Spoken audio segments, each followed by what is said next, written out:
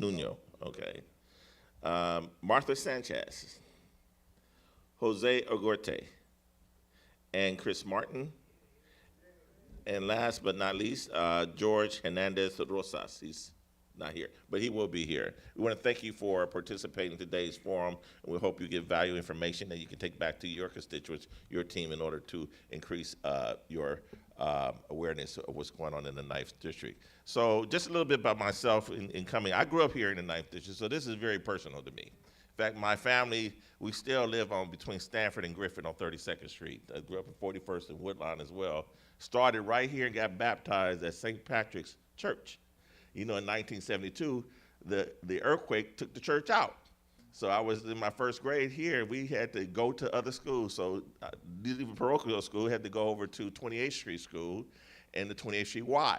If you know, if you did not have the 28th Street Y in this community, you weren't going anywhere. You weren't going to Disneyland. You weren't going to Universal Studios. You weren't going any place without that Y being a very place of refuge for young youth in the neighborhood. Leaving there, had to go to Holy Cross Middle School, which is right at 42nd in Maine, which is a 2-year.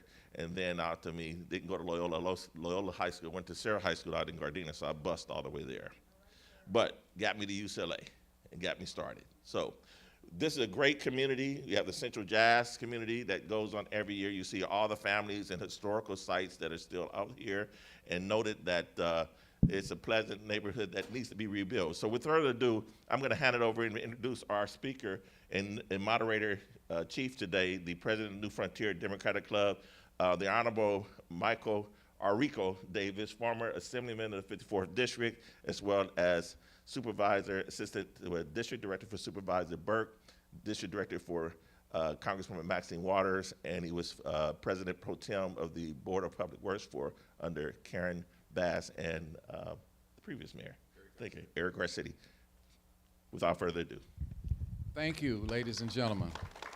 It's a pleasure and a privilege for me to introduce the senior pastor here at the historic Phillips Temple CME Church. I remember years ago when I was a field representative, if I'm not mistaken, I worked for then, I think it was Assemblywoman Maxine Waters, and I met a man who was so eloquent in his polysyllabic terms.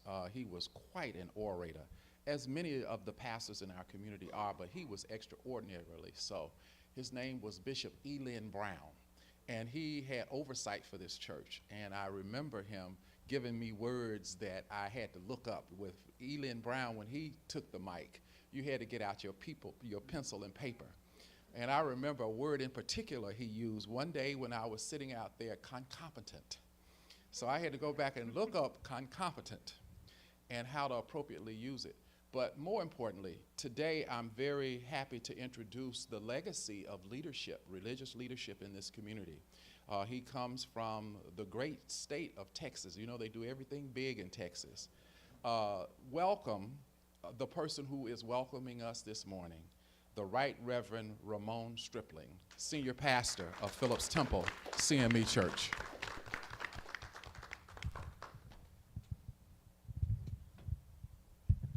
Thank you so very much. And to each of you who are here today, we thank and praise God for your being here. To each of the candidates, good morning to you.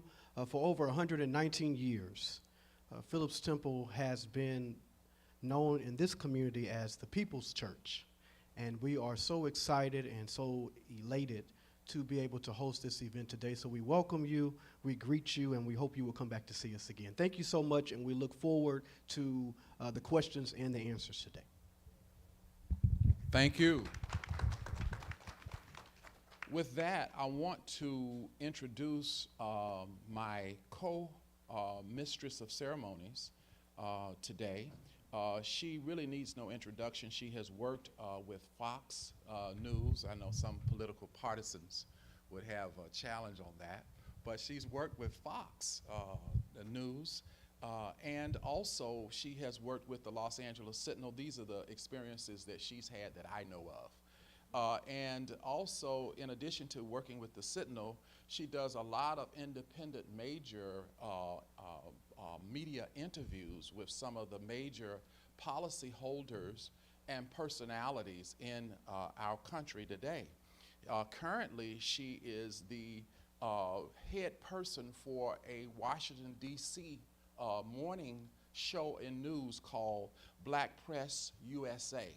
And it's called Headline News. And it is aired during the weekdays all over the country. And she happens to be a member of this church, kind of how we got to work here, because we could get media out with regard to this. She is a media expert and again worked here in the Los Angeles area. None other than Miss Nielle Anderson, correspondent for Black Press USA. Headline News.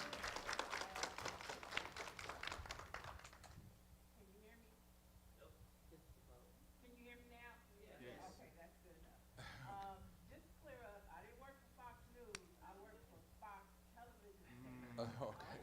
All right, okay. I stand corrected. But what I was able to do with Fox Television is create a platform for Black Americans. I think Tiffany, you know about it. Camilla, you've been on the show. Reverend Smart has been on the show. What we were able to do is give truth to power and create a platform called Fox Soul, which was dedicated to Black content. And I headed up the show, The Black Report, which you guys might have watched on Channel 13. And it was a good time to be able to be the counter to what Fox News was doing. As far as Black Press USA, that is the home of over 200 Black newspapers across the country. The Sentinel is a part of that hub.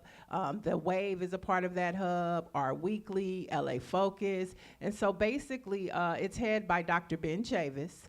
And so I've been tasked with doing the morning show. Dr. Davis joins me every Tuesday morning. And we bring you the headlines in the culture that is impacting Black America, Brown America, and it's so critical in a time to where you see mainstream media changing the narrative. I looked at CNN when the Supreme Court decision came down, and it wasn't the top story. That's problematic. They decided to talk about things that Donald Trump was doing.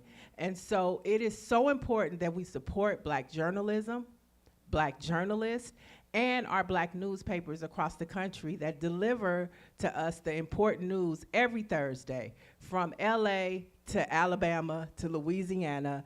So make sure you support the Black Press and support the morning show. We come on every morning at 5 a.m. on Black Press USA TV, and then you can always go back and watch it later in the day. Glad that you guys are here. This is an important seat. And so we want to thank New Frontier Democratic Club and, of course, Reverend Stripling for opening up the church and for letting us host this important conversation. Just a couple of things that we want to know, that we want to remind you of that is important. Of course, June 2nd is the day. So although it's not many people here, we still have the power in this room to impact many, because you can go back to your family members. You can go back to your community and neighborhoods. You can go on Facebook and your social media platforms and let everybody know what's at stake. So you might be here listening, but also know that there is a civic part that you can do to help amplify the 9th District and what's at stake. So June 2nd, of course, is the election day. May 23rd, voting centers open up, so you can go and vote early. We encourage you to tell your family members, your neighbors, your community, vote early. They're also recommending that you drop off your ballots. You should have started receiving your ballots in the mail. How many people got their ballots in the mail? Raise your hand. Okay, look at that, look at that. So that means you should be calling your nieces, your nephews, your kids, telling them to fill out those ballots, and make sure that you drop them off at one of the designated mailboxes that are for voting, or when the 23rd rolls around, make sure you go and drop them off to the voting centers. We know that stuff is going on with the U.S. postal system. We know how many people have heard about all the stuff that's going on. So, you know, we have to protect our vote, because if our vote didn't matter, then why is the Supreme Court making these rulings? Why are they trying to bust open ballot boxes across the city? Because our votes have power. So not only is it important for you to fill out that ballot, but it's important for you to protect it and make sure that it gets in the right hands so that it goes to the LA County Register's office and that your vote is counted. Amen? Amen. Amen. All right. So with that being said, I want to give a shout out to somebody who builds political power for black women. Miss Celestine Palmer, can you raise your hand? She is the founder and starter of LawPac, which has groomed so many women to run for office, to work for political campaigns. And so when you see the growth of black leadership in this city, when it comes to black women, we can thank Ms. Palmer for that. So let's give her a round of applause. And praise God for her, since we're in the church. That's all I have for now. I'll be back with the questions from the audience, and we have a couple of questions from some people that submitted. And so good luck to all of you guys. Thank you for being here, and I look forward to learning more about you. Thank you. Oh, one last thing. Pastor Smart. Pastor Smart was a pastor here, and we love Pastor Smart. He is now the leader of the SCLC, and I just want to show you some love. Thank you. Okay, so hold on tight to your rides. We are on our way in our journey to the forum to get to understand and to know the candidates and their positions on policy issues that we present on the table this morning. First, I'd like to introduce our panelists who will be asking questions of each of the candidates, all of them the same question. First, in front of you, to your right is our first panelist who chaired the State of California Reparations Commission under Governor Gavin Newsom. She was appointed by him. She is a graduate of Columbia Law School, that Ivy League law school, and she currently works in the law firm of Ben Crump, whom you've seen as one of our premier civil rights attorneys today, none other than Camilla Moore, Esquire, from New Frontier Democratic Club. Already, we have introduced him. He is a former pastor here at Phillips Temple, but he also is very active in the community in civil rights groups, in a civil rights group here in the city of Los Angeles. He's an advocate for workers' rights and fair wages for all of those of us who are working today. None other than Reverend William Smart.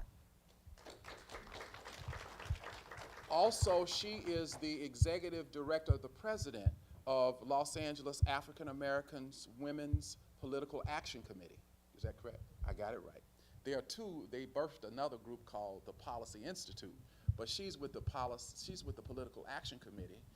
None other than Ms. Ingrid Palmer, president of LawPac. So they will be asking the questions. Now I want to briefly go through some of the rules of the forum. First, all answers should be completed in 2 minutes. Two, each panelist will be asked 2 questions, well, 2 or maybe 3 questions from our panelists in various areas where the city of Los Angeles provides service and policy issues for which the community may want to know your position. And then third, we will have both Niele and myself. She has some rapid fire questions for you where you can just briefly answer yes or no. And then I may have one fundamental one to start us off. And in addition to that, you each will receive 2 minutes closing remarks. And also prior to your closing remarks, I might add, there will be questions from the audience that Niele will help to manage. So those are the rules. And so we are going to open up and with each member being able to give us an opening statement, a 2-minute opening statement. And if you can tell us why you're running for the 9th District Council seat in 2 minutes. And let me call you out by name. Why don't I call you out by name? I'll do it in alphabetical order, I guess. Let's see. Jorge Hernandez Rosas. Is that right? He's not here. Yes. He's not here? No, he's not, sir. Okay. Chris Martin. I'm doing it in alphabetical this time. I'll reverse it. All right. Good morning, everybody. How we doing today? I want to thank you to the New Frontier Democratic Club for hosting this forum. And I want to say that my roots in the 9th District are deep. First off, this is my church. I've been coming here for the past 30 years, live across the street. This is where I grew up. This is where I was shaped. And this is where my commitment to faith, service, and community was built. And I never left my community because I love my community with all of my heart and with all of my soul and with every bone in my body. My name is Chris Martin, and I am a civil rights attorney, a community organizer, a proud son of South Central on the East Side, and a certified write-in candidate for Los Angeles City Council District 9. I did not leave this community when I became a lawyer because I believe that leadership should come from people who understand the struggles firsthand. And as a certified write-in candidate, if you write my name, Chris Martin, on the ballot, it will be valid. And I'm still in this race because the people of this community told me not to stop, and because representation matters. I am fighting to uphold the legacy of Gilbert Lindsay. Time. And Okay. Next, we have Estuardo Mazariegos. Is that correct?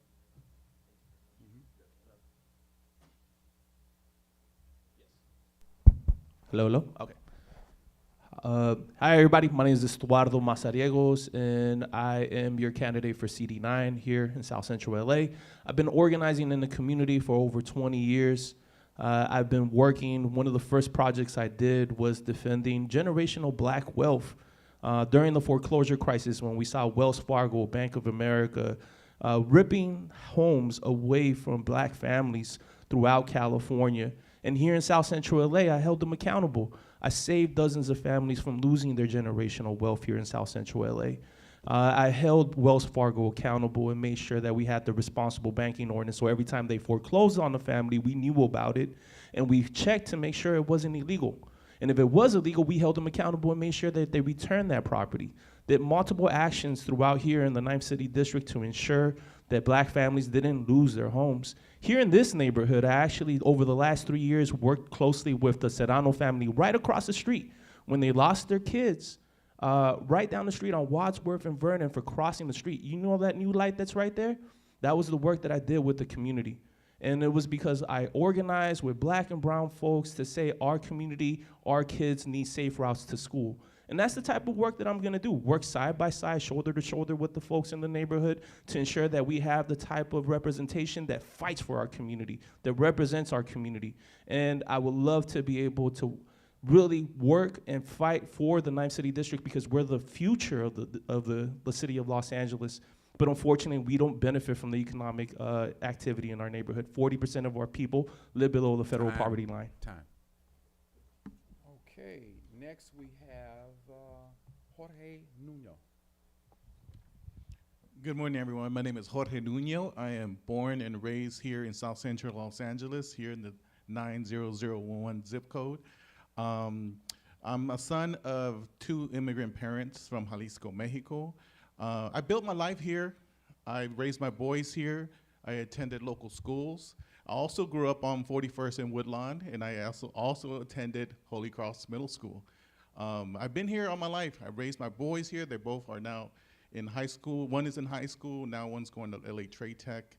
I'm also a small business owner. I've been in business for 24 years. I have my union operated print shop here on Broadway and Jefferson. So everything I've done here has been here, right?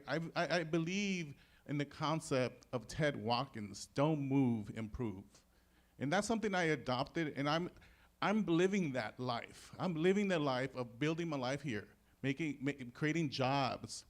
I'm also the owner and founder of The Big House. Have anyone heard of The Big House in South Central Los Angeles? Well, that's a home I bought 20 years ago that I converted into a community center. So for the last 20 years, it's been helping foster youth.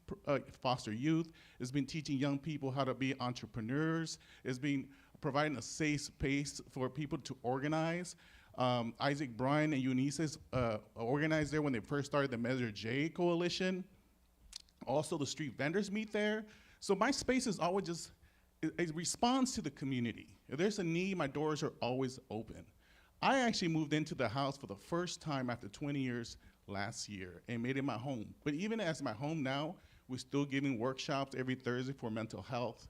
I still provide a space for our pantry to give food. To me, as a native, as someone who is a son of South Central, I respond, and I'm here today to represent South Central Los Angeles in District 9. I'm looking forward to your support. Thank you. Okay, good. Next, we have Elma Roldan. Good morning, everyone. Right, how about now? Good morning. Yes, sir.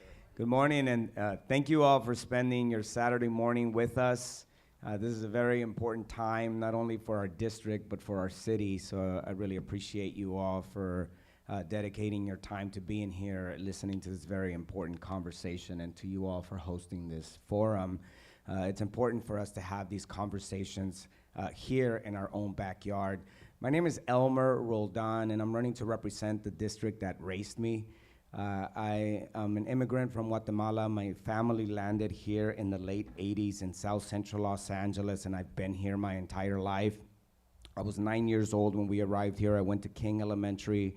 I went to John Adams Middle School, and then I got bussed out to Fairfax High School. At the age of 13, I joined Community Coalition right after the riots had burned down many of our stores, many of our malls, many of our supermarkets, and I worked alongside Black and Latino residents to prevent liquor stores and motels from reopening in our community because we saw the tremendous impact that these businesses were having in attracting crime to our community. And ever since then, I've been organizing for South Central Los Angeles. I worked at Community Coalition for 17 years before going to LA Unified, where I worked for a school board president and a superintendent. I've also worked at, that was 2 minutes? Yes. Oh, wow. All right, thank you all. Thank you. Thank you. Thank you. Next, we have Martha Sanchez.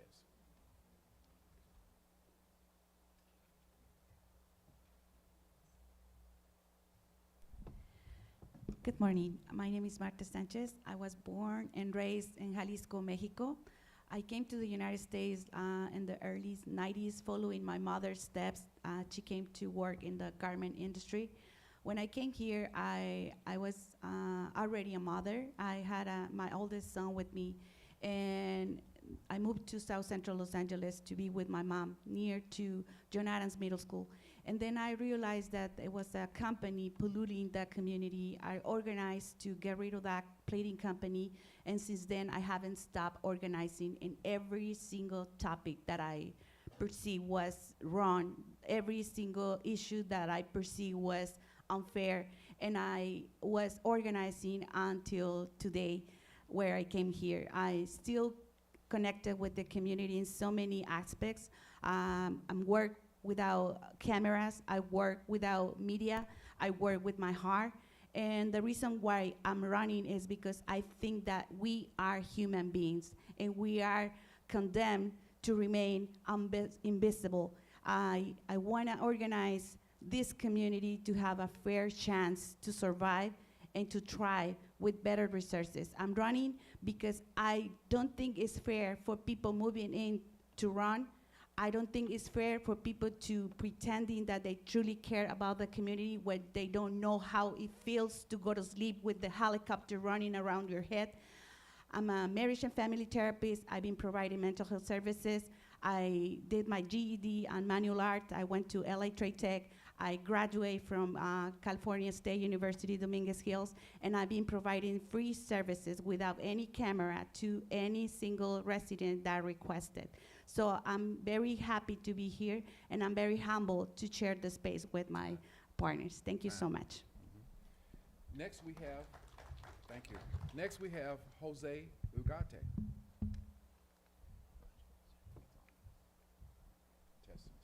Testing. Can you hear me? Yes, sir. First, giving honor to God. This is a place of worship. Honor to our pastor, Pastor Strickland. Honor to New Frontier Democratic Club for hosting this event. Thank you, President Davis. My name is Jose Ugarte. I am a father. I am a husband. I'm a son. I've been working in politics for about 25 years. My first job out of college was working on the LA County Federation of Labor's campaign for President Barack Obama. Then I got sent to Wisconsin to fight for democracy for higher wages to recall Scott Walker. Then I came back to LA. Started working for an Assemblymember Anthony Rendon, represents parts of South LA. We helped ban lead ammunition in the state of California that made it harder for people to buy bullets and guns, made it for the California condor to be saved. We passed the biggest water bond known to the state of California, $7 billion that brought clean water here to South LA, to Maywood, to Compton. 14 years ago, we had brown water. Now it's been clean 14 years later, and I helped that pass. Then I got a job working for Councilman Kern Price right here 13 years ago. This is my community. I was a field deputy from King to Gage, from the 110 freeway to Central Avenue. My job was to quality of life issues. My job was to make sure people had a place to recreate, a park, a clean street, a clean alley. One of the first things I'm proud of that we worked on, raising the minimum wage to $15 an hour in 2014, that brought people out of poverty wages in South LA to $15 an hour. That was unheard of, the first time City of LA ever did something like that. Then we banned the box, which allowed formerly incarcerated people to get a job on a job application. Before you had to write down if you're a felon or a misdemeanor, and now you don't because of my job I did on the city council. And little by little, I started working my way up as a field deputy and then as a deputy chief of staff. We worked on bigger projects, the Coliseum renovation, which is $250 million. It brought black and brown jobs here to South LA. The George Lucas Museum is going to be open in September. 50% of those jobs are local to our zip codes, 90011, 90037. That's more jobs, for 900 permanent jobs that are going to be here. Thank you again. Thank you. Also, we're getting ready to get right into our panelist questions. Before we do, one policy issue I have to briefly discuss with the entire audience is the position of New Frontier Democratic Club on inclusion in debates. It has been an issue within the Democratic Party recently, and also in the community in California in general. USC had a gubernatorial debate where they had a formula by some professor that excluded 4 people based upon many variables, and we, as New Frontier Democratic Club, opposed that position. We believed that inclusion was critically important despite the data of anyone, and we still have that particular position. As it relates to this debate, I should have discussed earlier with you that New Frontier's position was consistent. We believe that anyone who qualifies for office should be allowed an opportunity to voice his or her opinion. So in terms of those who are participating here today, the process in the city of Los Angeles is that the traditional ways in which you qualify by signature is the main pathway to be an official candidate, but the city had also created an opportunity for write-in to be an official pathway as well. And so, consistent with our position against USC, excluding individuals, we stayed consistent with regard to our own choice in the 9th District race to do the same. So I just wanted to explain that, and I should have done it in the opening. With that, let's get right on into it. Attorney Camilla Moore. So the first question, and we'll start with Jorge Nuno. What are your top priorities for improving the quality of life in District 9? Before we get started, how much time do they have? 2 minutes. Okay. Thank you for that question. I'm a son of a gardener, so I love my communities to be clean, safe, and walkable. So my priorities is safe, clean, and walkable communities, and also economic development. For me as a small business owner, I've provided dozens of jobs here in South Central Los Angeles. And one of my plans, we have 3 industrial zones. The one where I'm at, which is the Broadway section, you have Goodyear Track, and you have Alameda. My strategy is let's upzone these areas so we could do green initiatives. Really tap into the green economy and train our community to take advantage of those jobs. We have LA Trade Tech that could play a big role in rolling that out. So if you follow me on Instagram, TikTok, every weekend I'm out cleaning streets. That is my priority. And the way I see this office is really meat and potatoes. It's hard work, and we need to get to work. For me, it's restructuring this office so that we are responding to the 311s within 24 hours.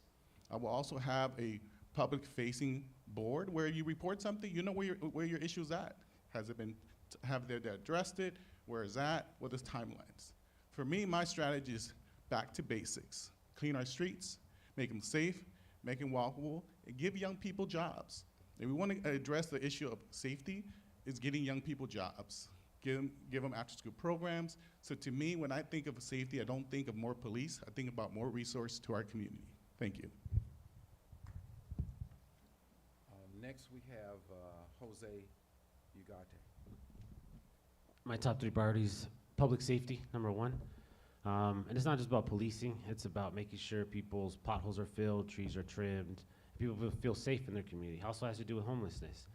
30% of our homeless community is aggressive, and they shouldn't be on the streets. We need to give them mental health facilities. Why we've taken a stand in the city of LA where most of it goes to housing and 20% goes to mental health. I need to change that. We need to go at least 50-50. People who are on the street deserve a quality of life, deserve to be saved. And I really believe they need to go to mental health facilities, go on sober living programs, and get a job training program to make sure they're back on the street correctly. Second thing is housing.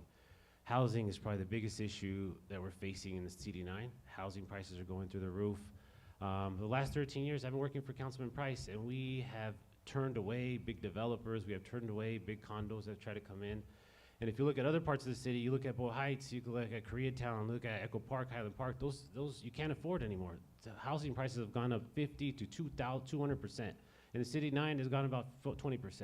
But it's not as bad as it should be. So I think we've done a good job in housing. We need to do better. And the last thing is jobs. We have all these economic developments that are coming in. We have the Olympics, we have the World Cup. We need to make sure those jobs stay home. We need to make sure that at least 50% of those jobs stay here. Black and brown jobs are kept first, minority jobs are kept first, and minority employers are kept first. So thank you. Next would be Martha Sanchez. Thank you. My top 3 priorities are gentrification, economic decline, and safety. When I talk about gentrification, I'm thinking about the development that is bringing new people from outside, not giving opportunities to local residents. Bringing new people means that they don't know the community, they have no roots with the community, they have no idea where to find resources, and they're coming in a community we don't have more programs and services for more people. So when we don't have resources for the local residents and we're bringing more people, we are creating more problems. We are building just to build. We are not taking in consideration that we don't have parking spaces. We walk around the street, double park everywhere, and I don't blame the neighbors for doing that because we don't have spaces to do so.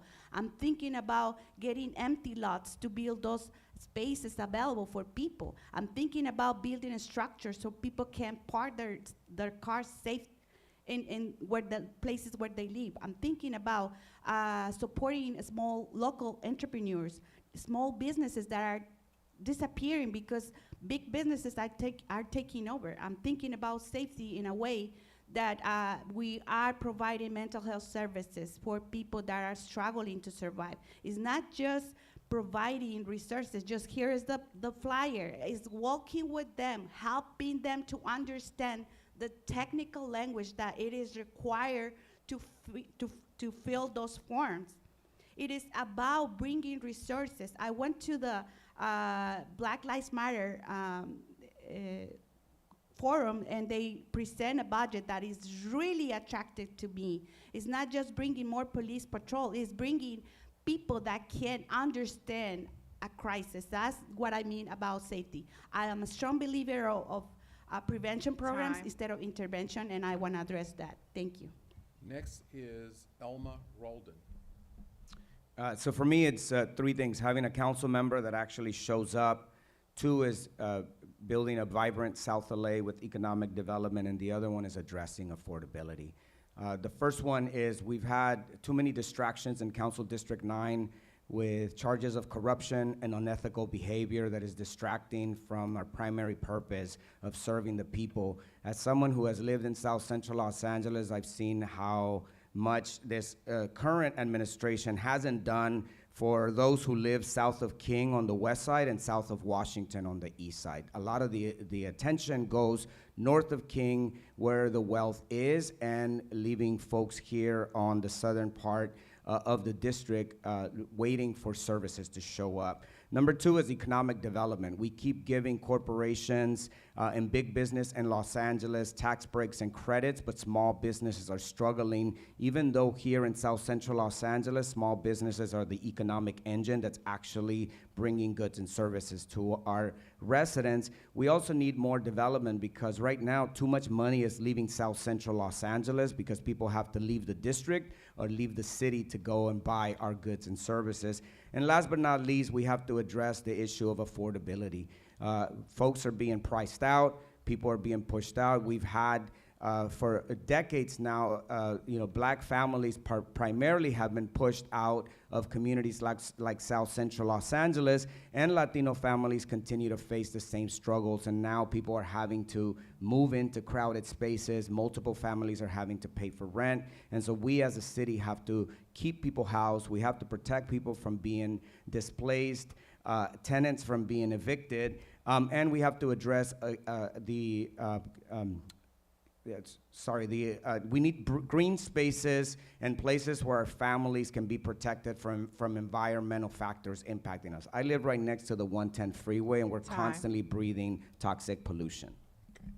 Next, we have Estado Mazal-Villegas. Yeah, my three top priorities are increasing the wages for workers in Los Angeles and South Central LA, reducing the cost of housing in Los Angeles, and also empowering our community and making sure that we have representation that's rooted in the community and what we need. And in doing so, fighting for a black future in the 9th City District and also honoring the black history of the 9th City District.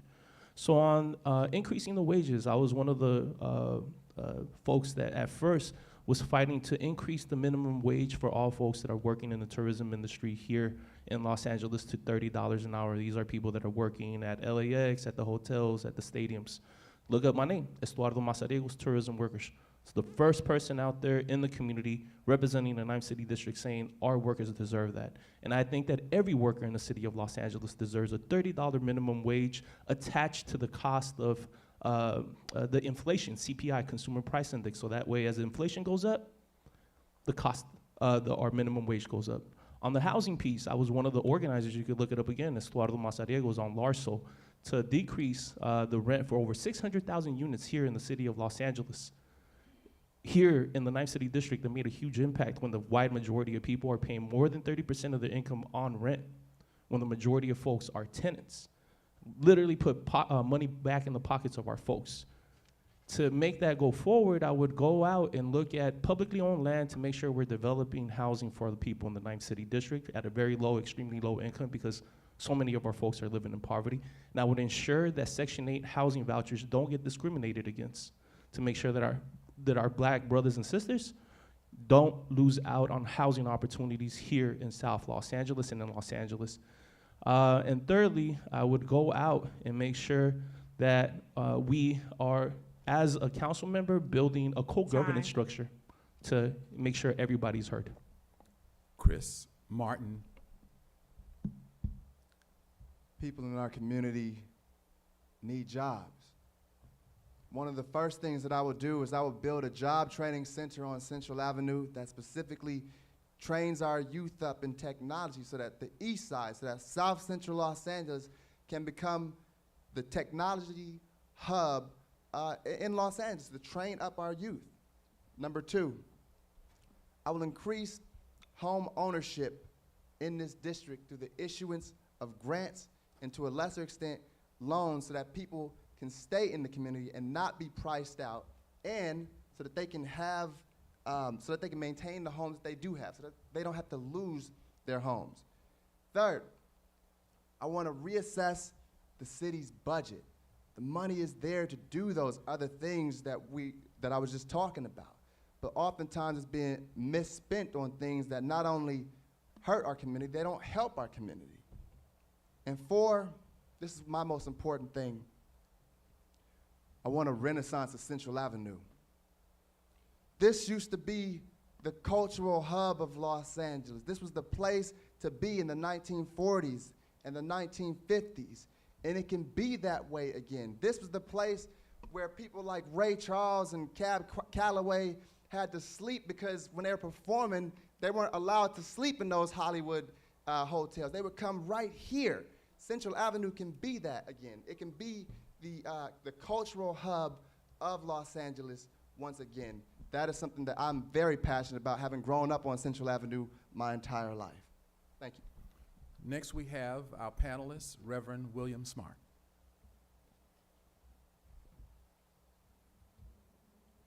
How do you plan to address homelessness and affordable housing challenges in the district? We'll start in reverse order, and I'll have Chris Martin. Well, the first thing is that under federal law, banks in the community are actually are actually required to be helping communities of color.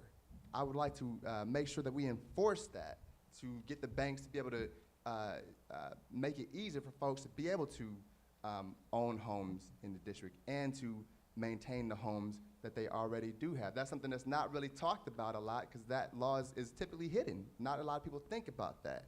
And of course, I want to make sure that we issue housing vouchers to make sure that folks can own more homes and be able to maintain the homes in the district that they already have. Thank you. Estuardo Mazariegos. Thank you.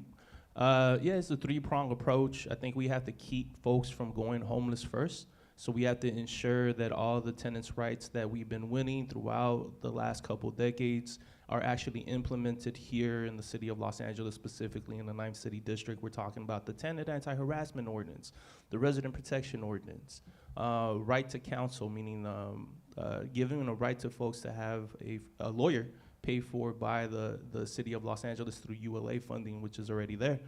Making sure all those are implemented for our folks, so keeping folks from going homeless. The second thing is for the folks that are on the street, having an outreach homeless team, a homeless outreach team, to ensure that they're out there 7 days a week, identifying folks in our community that are on the street, what their needs are, mental health, substance abuse, and connecting them to housing and to the services that they need to be able to get them off of the street in a humane, in a way that really does uplift humanity. The second thing is I would definitely be working towards making sure that we have alternative models of housing. I've been a part of a community land trust here. Why not the community-owned housing here in the neighborhood, right? I look at examples like Roland Curtis, not so far from here, and also Trust South LA. I was a big part of the Liberty Community Land Trust out in the Crenshaw neighborhood to ensure that our community has control of housing and the land in the community, because if we don't control the land, we don't have control of the housing, then we'll lose control of our destiny. So definitely looking at alternative models of housing. And I think definitely is one of the things that we need to be able to do is also increase the minimum wage for our folks, because the cost of housing is just way too high. So many of our people are paying more than 30% of their income towards housing. I have neighbors that are paying up to 80 and 90% of their income towards housing, and it's because wages haven't kept up with the cost of housing. So I want to fight to make sure that every worker gets paid at least a minimum of $30 an hour. Jorge Nuno. Thank you. I do want to stress that first thing is keeping people housed, people that already have homes, making it more affordable. So again, the city, having renter protections, make sure that we have 24-hour assistance for anyone that needs assistance, because you have landlords harassing a lot of tenants, so we need to protect our tenants. Second is meeting families where they're at when it comes down to affordability, if it's low-income housing, if it's affordable housing, if it's a first-time ownership, providing a pathway through grants, down payment assistance. But when we talk about homelessness, for me is we have systems in place, but are they being executed? My office, my goal is to hire a local. Everyone that is outreaching to our unhoused community is from this community. Because I believe, for me, that's them having skin in the game. So people in our community, everyone in my office will be from South Central, so that we could be addressing and outreach to that community. And I think it's also enforcement. So we need to also enforce our pathways through. If you go down Avalon, if you go down Central, it's trash, RVs, and we do have policies in place, but if we're not being enforced, we can't address it. So a lot of the residents that when I'm talking to, they're saying, Jorge, they're just not enforcing. We don't have enough people coming out, addressing the issues. To me, is if there is hot spots, let's address them. They stay there and stay consistent. Every day, I want to see people giving resources to their own house, making sure they have a place to go, but we cannot leave until we address it. I think sometimes the outreach team just goes and leaves, and they come right back that same evening. So for me, it's about staying consistent, and frequency is going to be my strategy. Thank you. Elma Roldan. So I think we got to build more housing. The city and the state haven't kept up with the need.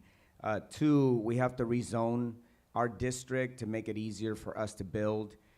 3, we have to do more to get people housed and protect people from falling into homelessness, because it's more expensive to rehouse people once they're already on the street. And 3 is we have to educate current homeowners to protect generational wealth here in our community. In terms of building, the state recently passed a number of laws, including one that allows churches to use their land to transform it into housing.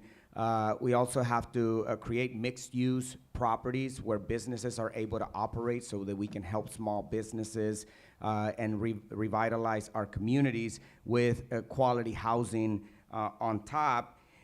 2, in terms of rehousing, this used to be an industrial zone, and so there are a lot of areas where there are restrictions where we cannot build, and we have to upgrade our zoning in order for us to allow that to take place. We also have too many empty lots or city-owned property that is just sitting vacant and creating an eyesore or attracting crime in our community, and we have to transform those lots into housing, into parks, into other centers where street vendors can operate so that they don't have to be on our sidewalks. And then again, we have too many predatory lenders who are calling us constantly, asking folks, especially the elderly, to sell their homes.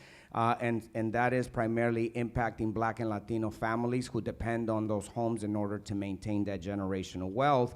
And we have to activate Measure ULA, which has already generated $350 million to build housing, and there's another $600 million that is stuck in litigation in order for us to not only provide services and legal protection so that we can keep people housed, but also build more housing, including activating county dollars, the mayor's fund, and other measures that can be used for resources.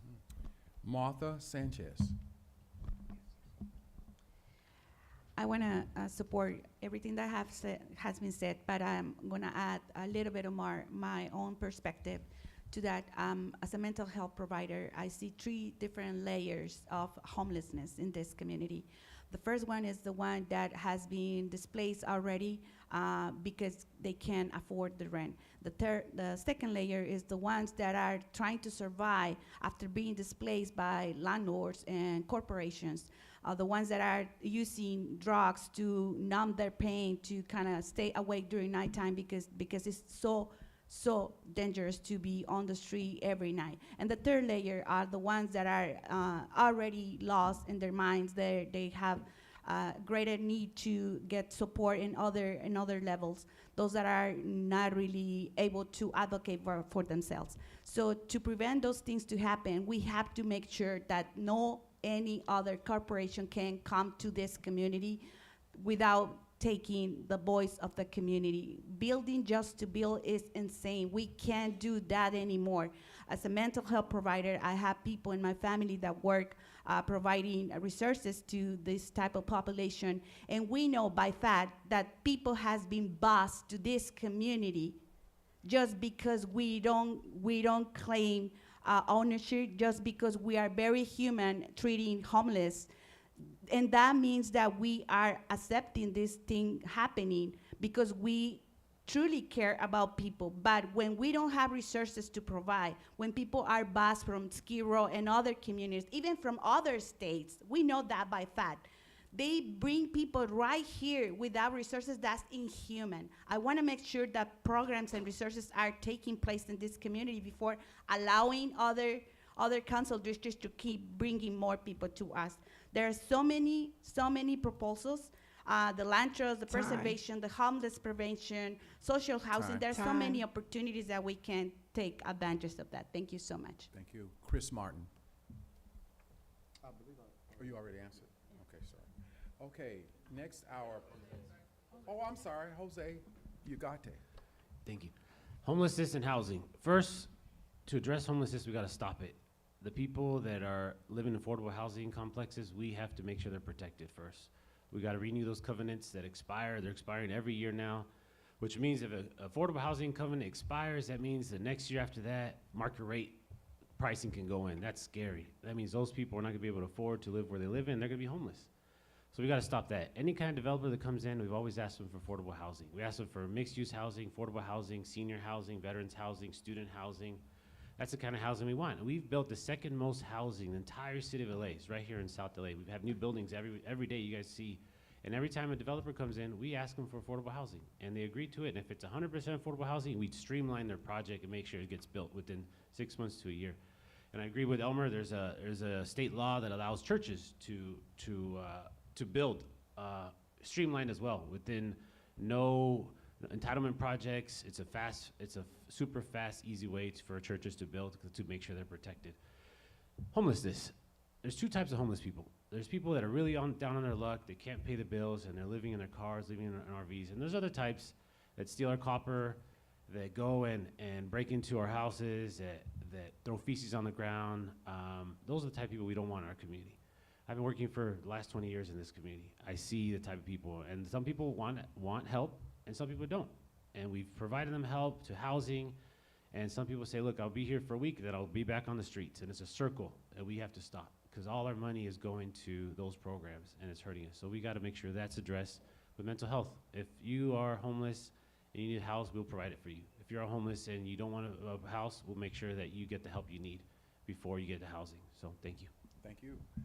Next, our panelist, Ingrid Palmer. Yes.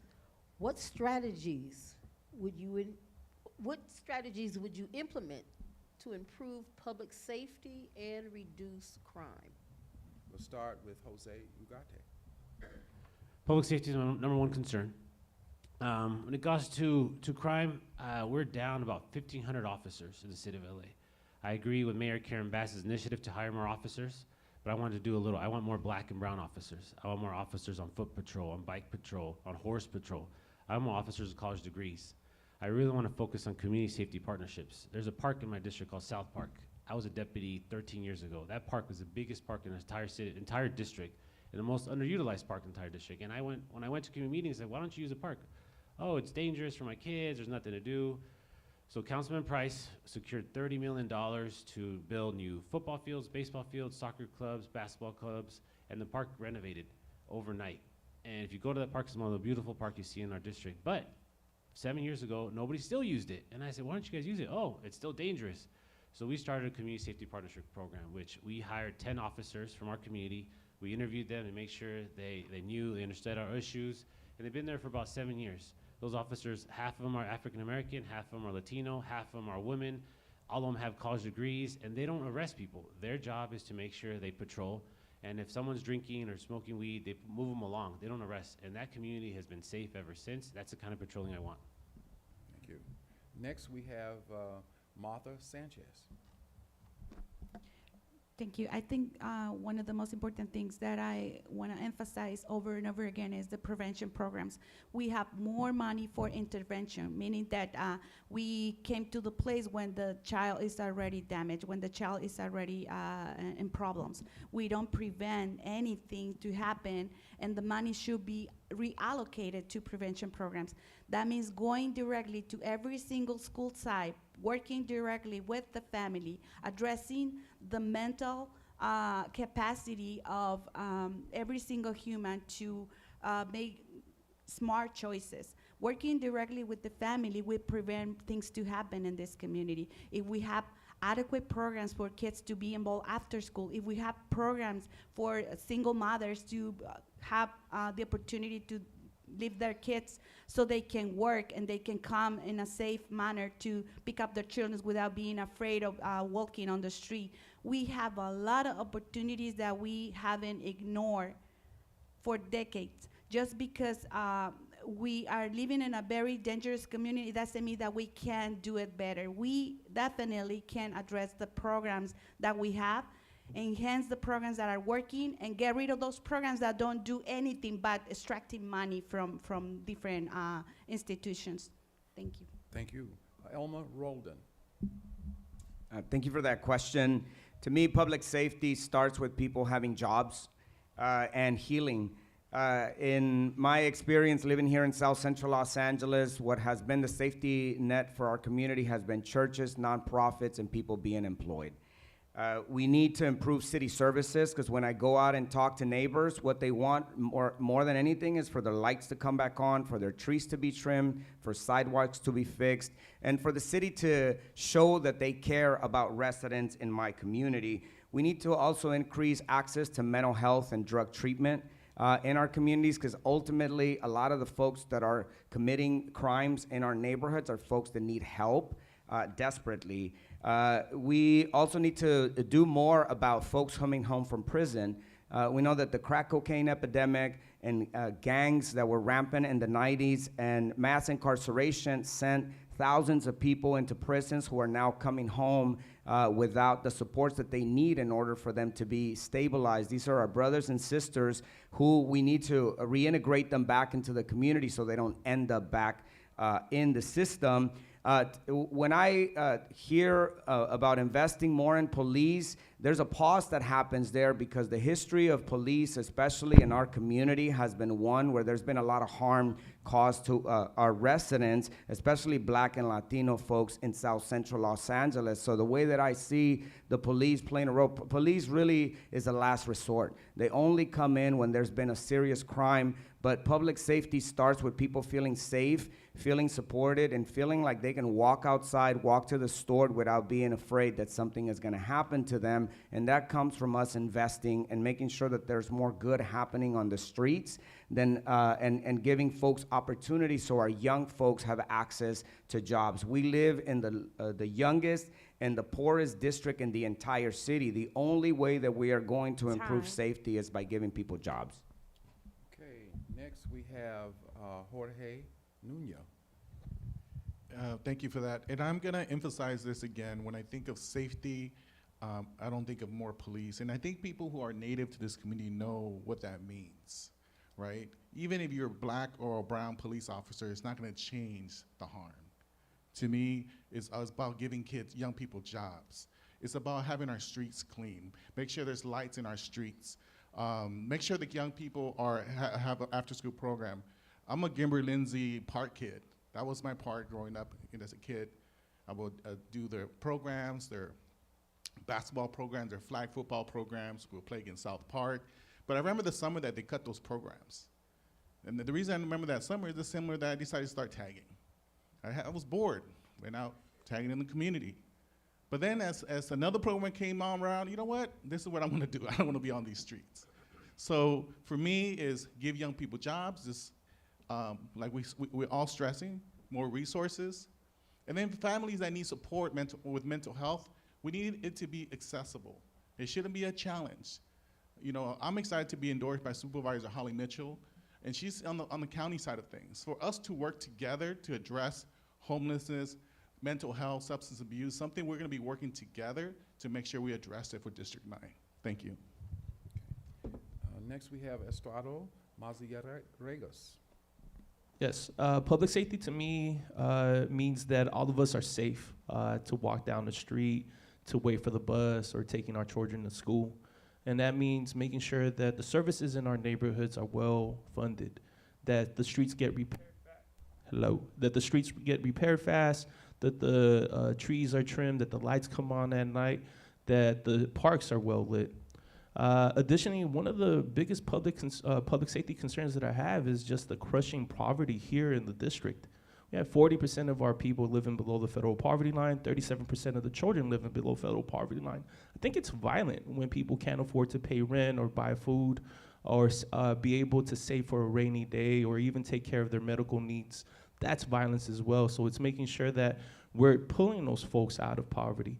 And also making sure that we have a care first model and preventative violence model, meaning that we have the type of alternative model where we prevent violence from happening in our neighborhood. We identify, we know where the violence is happening, and we could read it on the walls.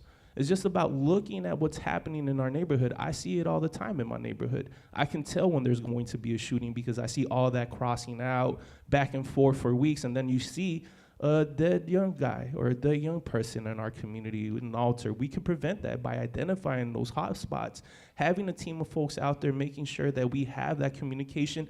And sometimes it's fights over nothing that folks forget over years, and we can prevent a lot of that violence. We need to make sure that our young people have access to good union jobs. That way they have an alternative model to like what's happening in the streets right now, and they could pay for their rent, buy good food, and not have the added stress of having to think about how to make an extra buck that might create a lot more tension in our neighborhood. A lot of the stuff that's happening in our neighborhood is literally just the conversation that there is nobody there to mediate it. As a council member, I would make sure that I'm doing that outreach to those folks. Thank you. Chris Martin. The truth of the matter is that police already control the vast majority of the budget that the city of Los Angeles allocates.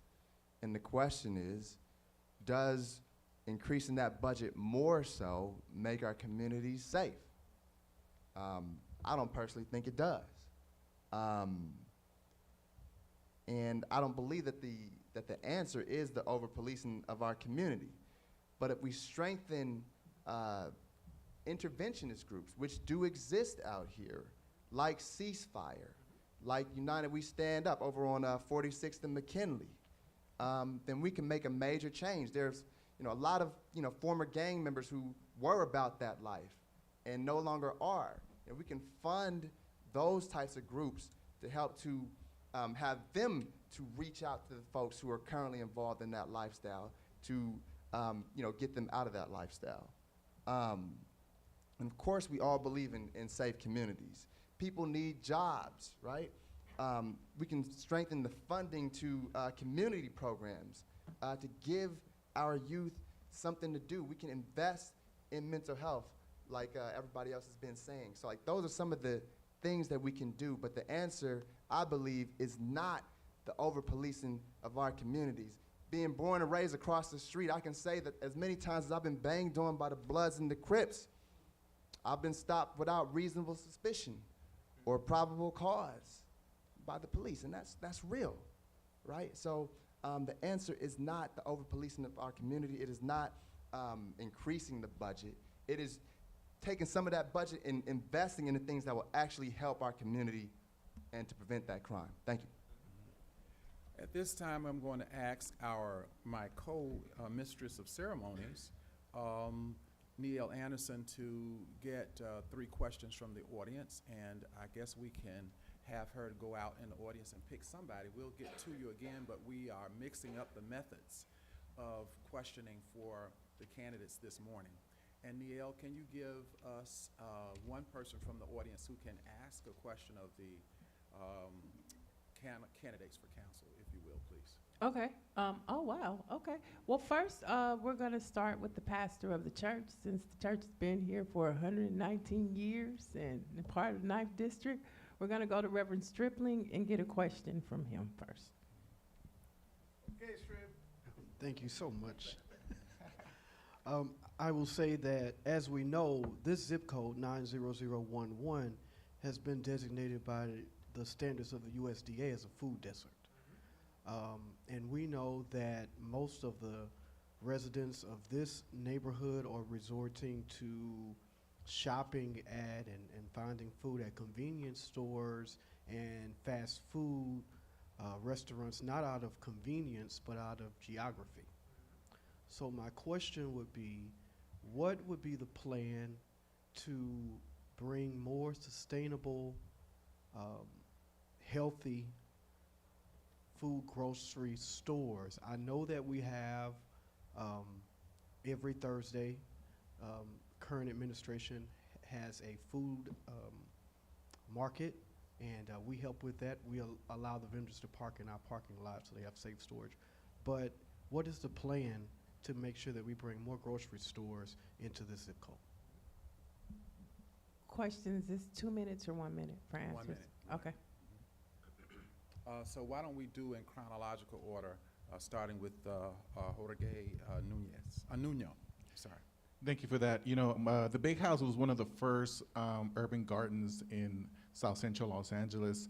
And for the last 20 years, we were providing young people how to do their urban gardening, how to be master chefs. And to me is we need to increase that movement across the city. I talked about doing Central Avenue as an arts and culture corridor where you can really connect Little Tokyo all the way to Watts and make that a whole arts and culture corridor and really inject more development around health.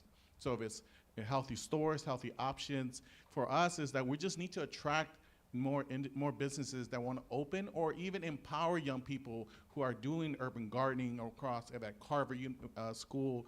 I also thought about what we could do at the Wetlands Park. Have you guys been to the Mercado La Paloma? We could do more of that across the district. So for me, turning the wetlands to a central health and wellness location with technology, I can see that happening. Thank you. Jose. Great question. Questions for me. I have a 3-year-old daughter. When I try to go find her organic food, I have to go to Trader Joe's by USC, or I have to go to downtown LA. There's nothing local here. 13 years ago, we brought in the Northgate. We had to subsidize that Northgate for $1 million to make sure that they came in the community. They didn't want to come. They said, Councilman Price, Jose, this doesn't make sense. People are not going to buy our food. We don't want to stay here. And we said, what do you guys need? He said, well, we need to subsidize our rent for 3 years, and we did that. We gave them $1 million for them to stay in that community, and they've been here ever since. And now they're the highest grossing Northgate in the entire state of California, right here in our backyards. There's another supermarket coming out of Washington, San Pedro. You guys are the first ones to know. It's a supermarket that's coming that I streamlined the process. I made sure that any kind of entitlement projects, it got done, and you guys are gonna see a Northgate being done in 6 months. They took the whole parking lot where the Pollo Loco is, and it's the second supermarket, giant firm, I think Vallarta Supermarkets is gonna open there. They opened one on Crenshaw, now they're opening one in our community. I got that done. I don't know where to shop right now, so Elma Roldan. I think the Vallarta on Crenshaw is a good example. Marquise Harris Dawson helped to open it there, and they're giving black vendors an opportunity to not only put their goods in that store, but also uplifting local businesses. I think we need to stop begging these corporations to come to South Central Los Angeles. They've proved for us for decades that they don't want to come here.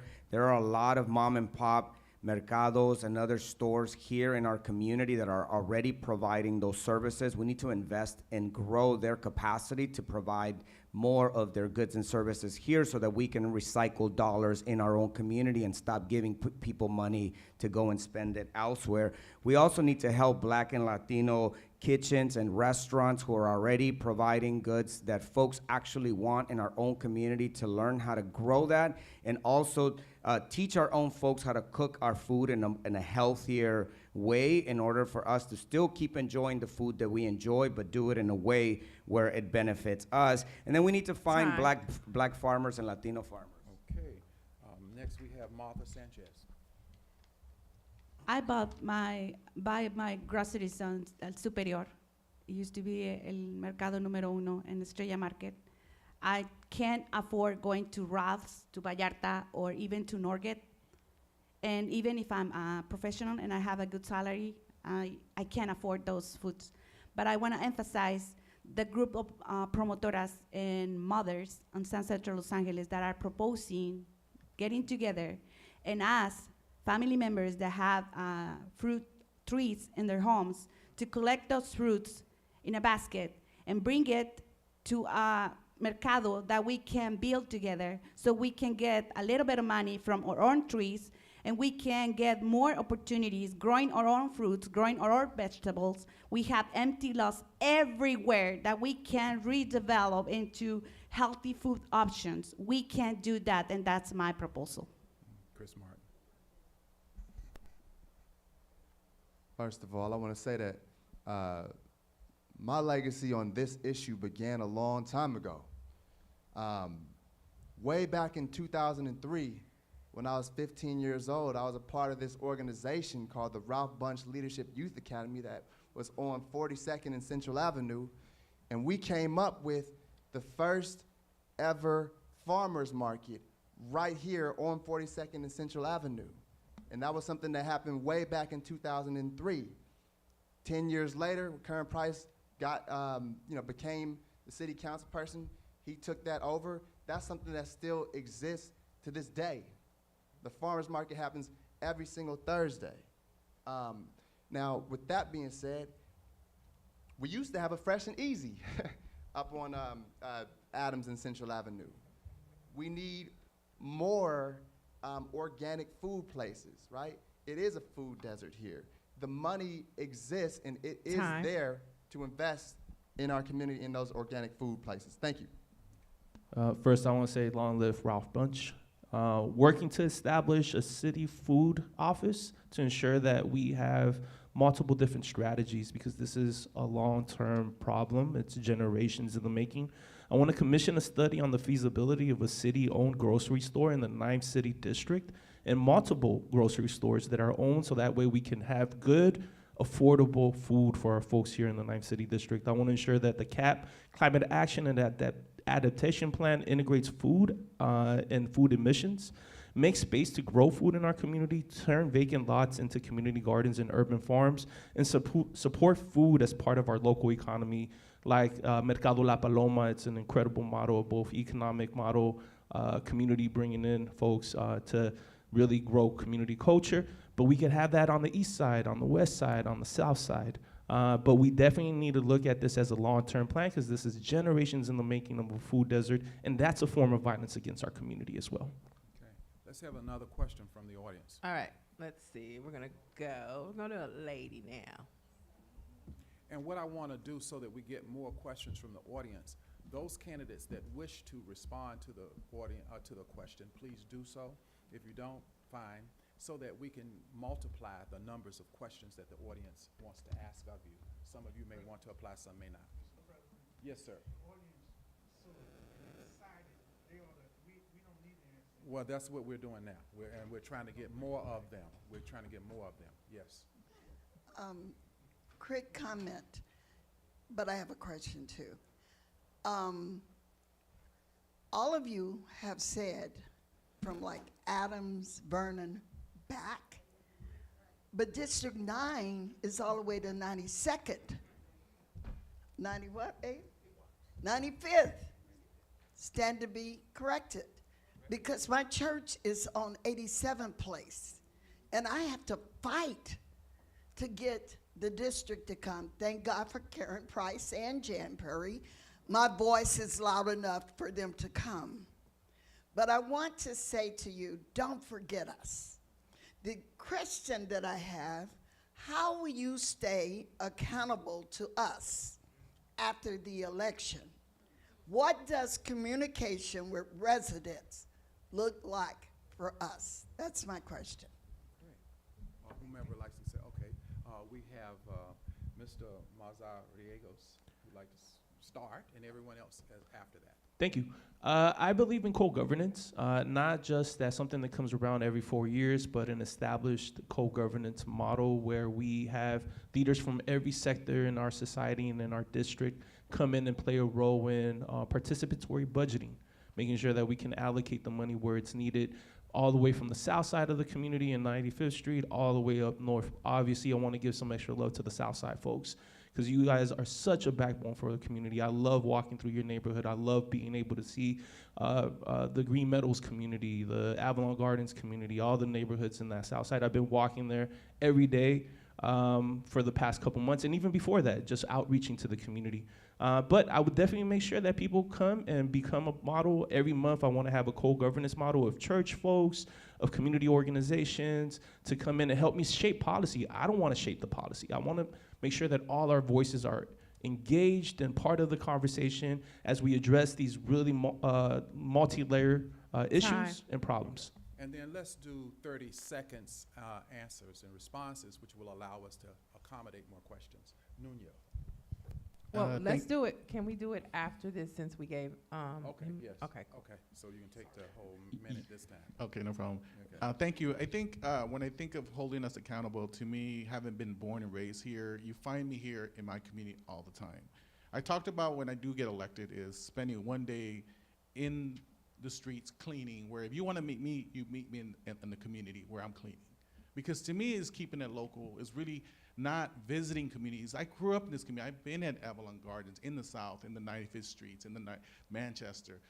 That the reality is, in this kind of positions, I'm not taking any corporate money. I'm not taking any Airbnb money. I'm not taking, the thing is, the people are funding us. People who are grassroots, that's how you hold people like us accountable, is getting people that are neighborhood, are from these communities, not candidates that are corporate sponsored. And it's really important that we pay attention to that, because that's the real accountability in this game. And who's getting you elected? Who's paying for you to be in this seat? And with this, and I want us to really do our research of who is in these seats Time. that are grassroots. Thank you. Anyone else? Yeah. Yes. Roldan. Roldan, yes. Oh, Agarte. Thank you, Pastor Fergus. I want different council offices throughout the city. There's 15 council districts in the city of LA, right? Every councilman has 2 to 3 offices. You have CD14, which is downtown LA. They have an office in Boyle Heights. They have an office in Eagle Rock. CD9 only has 1 office, right on 43rd and Central. I always said I want an office in the southern part of the district, and I want one in the western part of the district, Vermont Square, and then one at our library on Florence, to make sure everybody's, and you can go in. My community from the 90s, they don't come to 43rd and Central. And they say, Jose, I need you to come to me. I need you to talk to you. And that's our problem as a city councilman. We have to expand to make sure that you can go into any office and hear your concerns. The second thing, everybody up here, I know them. I know them. I'm the only candidate I would say I've known them for years. I even know Chris Martin. People are like, where'd he come from? But I've known him for years. He helped me on several campaigns. And that's the type of leadership that I want to bring. I know people for years. I want them to be accessible to me. I want them to call me out as well when I don't do something right. So thank you. Yeah, I want to remind the voters that South Central is not for sale, but this election is. If you look at who is supporting some of the candidates in the room, you'll see that there's a lot of money coming from Sacramento and San Francisco. We also have outsiders who drive here from Silver Lake and the west side coming and tell South Central people how we should vote and what our destiny should be. We need to support people who are rooted in the community, who have a track record of actually working here, who live through the consequences of the inactions of our city and our current council office. The current staff members that we have in this council office don't live here. Jose just moved here from Huntington Park. The chief of staff lives in Sacramento. There are other staff live in the valley. It's very different when you're here after hours and you're living through the experiences. So when you live here in the community and you're a resident and you have skin in the game, it's very different when your leadership is rooted in improving the lives of residents who actually have to live through this stuff like us. Okay, yes, sir. Martin. Oh, I'm sorry, thought you were in Sanchez. order. Anybody who that wants to good? answer? Mrs. Sanchez, go ahead. Thank you. So I have a big proposal, not just because I'm saying right now, but every day that I walk through the neighborhood, I'm doing canvassing. I'm getting into every single family home. I come 2 or 3 times until I see someone talking to me. I am proposing an oversight committee. People that live actually in the community that will be advisors to my office. I'm also a big proponent of having monthly meetings with community residents and community organizations, meeting on churches. I want to be accountable to people. I have no endorsement from any political party. I'm running independently. That's because I don't want to be accountable to people with money. I want to be accountable to residents. That's what I'm proposing, to have this oversight committee. And I want to be accountable to every single person that is supporting my race. Thank you.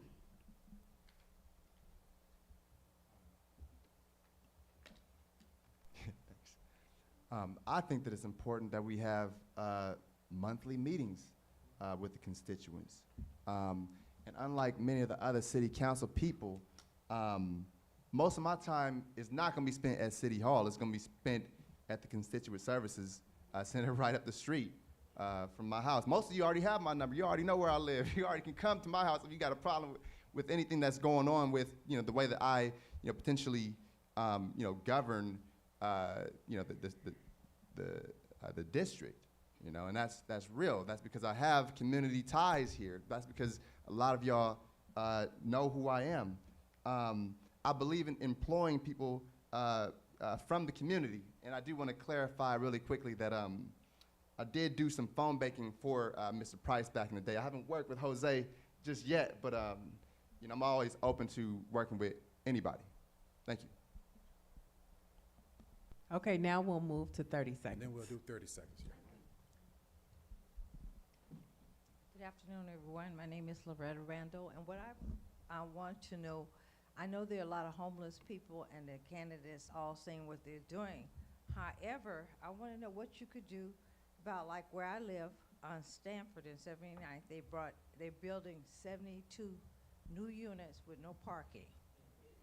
And so this is gonna be a burden on where I live, because we have nowhere to park. Because when these people move in, there's no parking. So what are you gonna do about stuff when they bring all these new buildings and not take in consideration the community that is already there? 30 seconds. Thank you. Okay, whoever wants to go first. Thank you for that. Hello. Thank you for that question. There's been state laws that allowed that to happen. A bunch of state laws that allowed any kind of units to happen. But now they got revoked. The only state law that allows, can you guys hear me? Yes, sir. The only state laws that allow us to happen now to build those buildings around transit zones, which means that if you don't have any parking, you can take a train, you can take a bus, rapid bus, and you can take it anywhere in the city. But before that, there's state laws that allowed to build it. As long as it's affordable housing, 100%, you can build anywhere without parking. That was a big issue for us. Now there's SB 79 that changed that. Basically, you can only build housing around transit corridors. I want to build a train on Slauson. I've said that before. I want my district to be cut in half by a train. We don't have any kind of trains. I love the Crenshaw train, but it's so far west. I love Long Beach line, it's so far east, but nothing in the middle. If you put a train on Slauson, it's going to cut our district in half, and then we could build those housing. Then people don't need to buy a car and pay car insurance and pay a note. They could jump on the train and go to the west side, go to the east side, go to work, go to school. Thank you.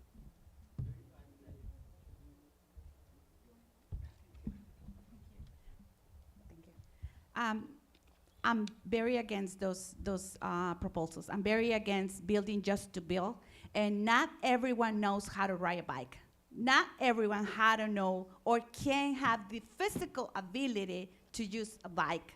So we can't rely only on those that are healthy, physically well, to do those things, even if it is transit-oriented. I would like to explore other opportunities.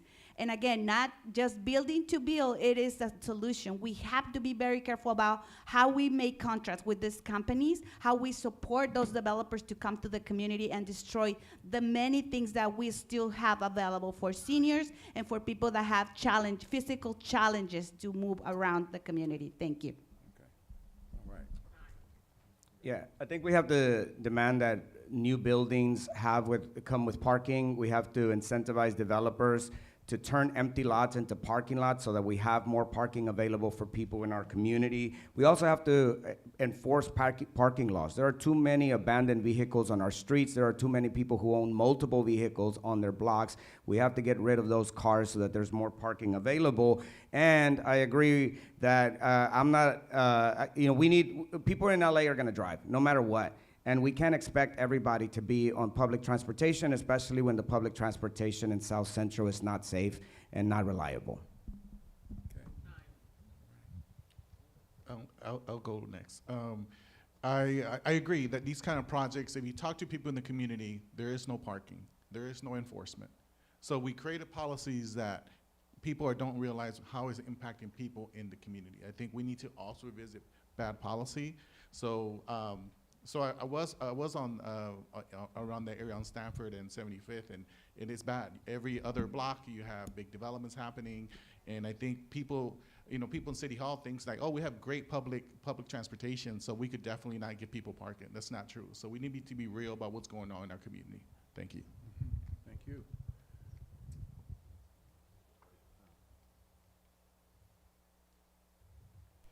I hear your concern. This is my block, right? And on my block right here, people have to drive on the wrong side of the street temporarily because of the parking issue, right? The double parking issue. I believe in creating like diagonal parking spaces so that more cars can park on the sidewalk. I also believe in funding, Phillips Temple, which has 2 empty lots here. The vast majority of the time, Monday through Friday, the lots are empty, right? If we fund Phillips Temple to allow them to begin to let people park in in their parking lots, that would alleviate a lot of the parking issues here. Thank you. Yeah, I would look to create a dedicated network of bus priority lanes to ensure that people rely less on cars, making sure that transit is more frequent and free for low-income folks, making sure that people have access to transit that actually works to have a lesser reliance on a car. And I would also make sure that we are looking at holding accountable all the folks in our community. Look, across the street, I have a car that's been sitting there for 3 months that they've been working on. I'm like, that's not a garage. Right. That's a parking spot. So make it a parking spot. Hold them accountable and say, hey, you can't be working on the street. If you can't get it up and running, then please don't keep up our parking spots. Time. I'm giving you guys just a few more seconds because I allowed Jose to go a little longer, to about 45 seconds. That's why. Good morning. First of all, I have something to say about what you're saying about the parking, and I haven't heard anybody say anything about your code enforcement. I haven't heard that come out of one person's mouth, and it is a code enforcement. If you go to the policies and when you talk to the police, oh, we don't enforce it because, no, it's a code, enforce it. So I would like to see that in the parking. It's a code, go to it. Also, I have a question of, you guys are speaking about the tenants, people who need the help of getting these businesses. Tell me what you're gonna do for the owners. I own my property, I have tenants, right? If you're giving all the rights to the tenants, how are you protecting us as owners and keeping our properties up, keeping the rent affordable for people? My tenants don't pay that much. I have them doing some of the things there so I can keep the rent down. But you guys are not speaking on how to protect us as owners. And us as owners, we look at like, really, dude? Come on now. And then also, as a business person, I do have a nonprofit, but I don't have the support from Kern Price's office and other people to grow our business. I heard Elmer say something that was really important to me. As you have this empty space that you're not even allowing us to use. And I've been to Kern Price's office, and I've asked them, I've spoke to them on many occasions, and it goes nowhere. So if you're saying you're supporting us as small business people, I would like to know, what are you really gonna be doing for these 2 entities? Because we get nothing. Great question. Thank you. As a business person, I've gone through different stages of my business through 2008, almost crashing, and I think it requires us to be resourceful to you. Right? People who've been here for a long time. As a legacy resident, as an owner, like what programs can we get families who's been here over 10, 15 years or 20 years and provide support? I think we need to look at the long game. Like families that have been here for a while, we should provide rental assistance. They should be automatic because times get tough in different areas at different times of our throughout the year. So it's being intentional of working with legacy families and homeowners. Okay, we're back on our 30-second clock. Well, that was the last 30. round because Jose went a little longer. Now we're back to 30 seconds. Yeah, we're starting fresh. I support first-time homeowner buyers programs. That's the only reason I was able to buy a home. This is 16 years ago. I was able to take a class that allowed me to help me on down payment. I want to expand those programs. The city of LA ran out of money, and now we're focusing on renters first. But I also want to expand first-time homeowner programs. The second thing we gave $3 million to small businesses for grants. If you live in the 9th District, if you do business in the 9th District, we gave over $3 million in legacy business grants that helped us, and we've changed the things, and we're bringing it back in June again.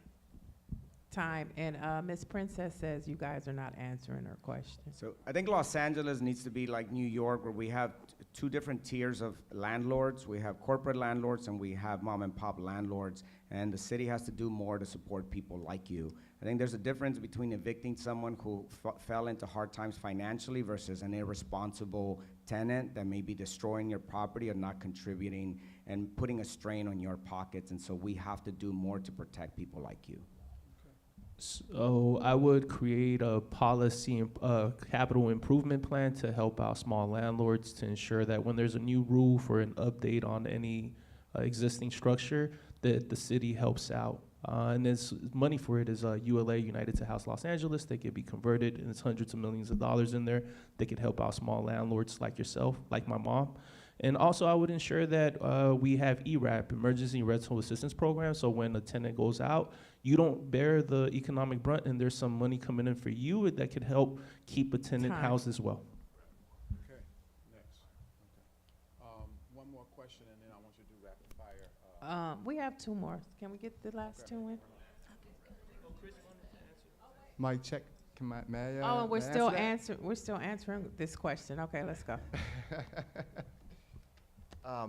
Well, within 30 seconds, very quickly here, I believe that if we reallocate budget, again, you know, taking the budget away from things that harm our community, we can approve grants and loans to keep black businesses alive, and we can invest in, you know, creating more homeowners and protecting our landlords, giving grants and or loans to keep, you know, to strengthen landlords. So thank you.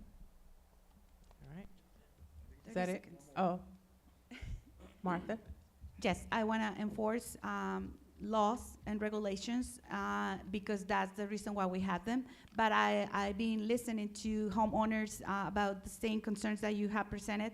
Yes, we have to support the homeowners that have really bad tenants.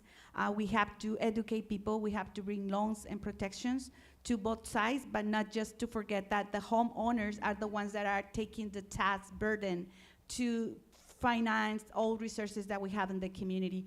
The biggest budget comes from homeowners for school size. If we don't protect the homeowners, we're not gonna have high quality education. Time. Is that it? Okay. Here we go. Hi, my name is Tiffany Quarles. I'm with the New Frontier Democratic Club. The city of Los Angeles recently set up a reparations task force. And just a simple yes or no, do you support that? And I also want to know, with the Olympics coming, how do you plan to make sure that this district benefits? Okay, that might need 60 seconds. I'm sorry, but that's a big question, and we want to know the answer. All right, so we're going to do 60 on this one. I'll start. Okay, we can go in chronological. It's a big yes. I think that's way overdue. I mean, every time it comes up, gets taken down, it comes up. We need to make that happen. So yes, I'm in support of that. The Olympics, we need to start now. I don't know what current price is doing, but all the small businesses, black and brown, should be benefiting, considering that we're going to be hosting the Olympics here in our district. So procurement, are we pushing more procurement? I recently got accepted to procure, but I don't know how many other Latinos and African American small business owners have been accepted. So to me, it's like, let's be transparent of who is benefiting from these contracts that are coming in. Because if we're not transparent, it's just gonna be a bunch of PR, but we wanna see real investments, and not only the investments come in, but it stays for long term to really revitalize our community. So let's take advantage of this moment. Thank you.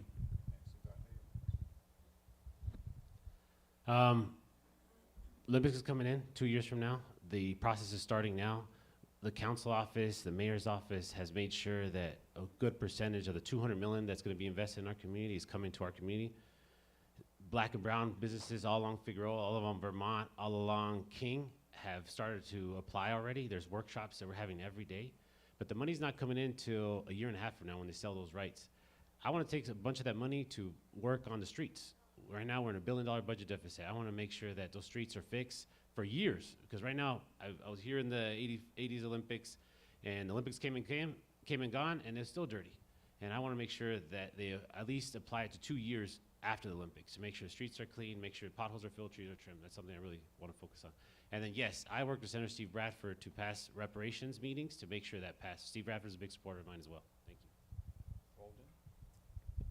I would fight to to set aside $100 million from that $200 million in order for all that money to come here to South Central Los Angeles and to come south of King or south of Washington so that the investments are felt here in our own neighborhoods. We need to make sure that the Olympic money is helping to fix our streets and our roads here in South Central, where for the last 60 years we've been waiting for the city to do that for us. We keep investing money in Expo Park. Look, I like going to Expo Park, but Expo Park got money.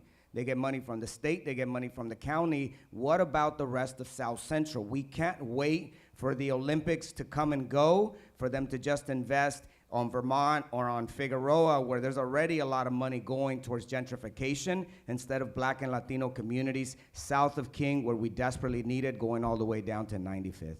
What about the reparations question? Yes, I absolutely support reparations. I truly support the reparations. The Japanese community is the only one that has been able to get some support from that. I think that everyone deserves to get some reparations. With regards to the Olympics, I think that I'm so afraid of coming late to the negotiations table, because as we speak, they are still signing contracts. So I want to make sure that I have still the ability to modify or to bring more resources, because when the contract is signed, we have little say on that. So I want to make sure that all the things that we need in the community are fully addressed on those contracts.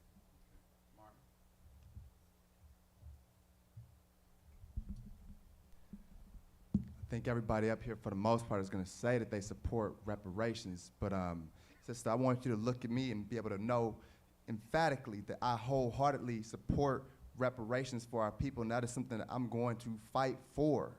Because a lot of times, people are afraid to say specifically what they're going to do for black people, you know? But I want you to know wholeheartedly that I support reparations for our people, and that is something that I'm going to fight for. When it comes to the Olympics, I think that it's important that a lot of those jobs go to black and brown folks from the community. Thank you. Mazo Riegos. Yes, I wholeheartedly support reparations. It should have been done day one. Folks are still owed 40 acres and a mule. So I believe in that 100%. Second thing, I definitely feel like with the Olympics, I'm the only candidate here that has played a role in trying to shape the Olympic background with the Paralympics campaign, which is asking for increased minimum wage, housing for workers, and that the city does not take on the budget problems that will come after the Olympics if it goes bad.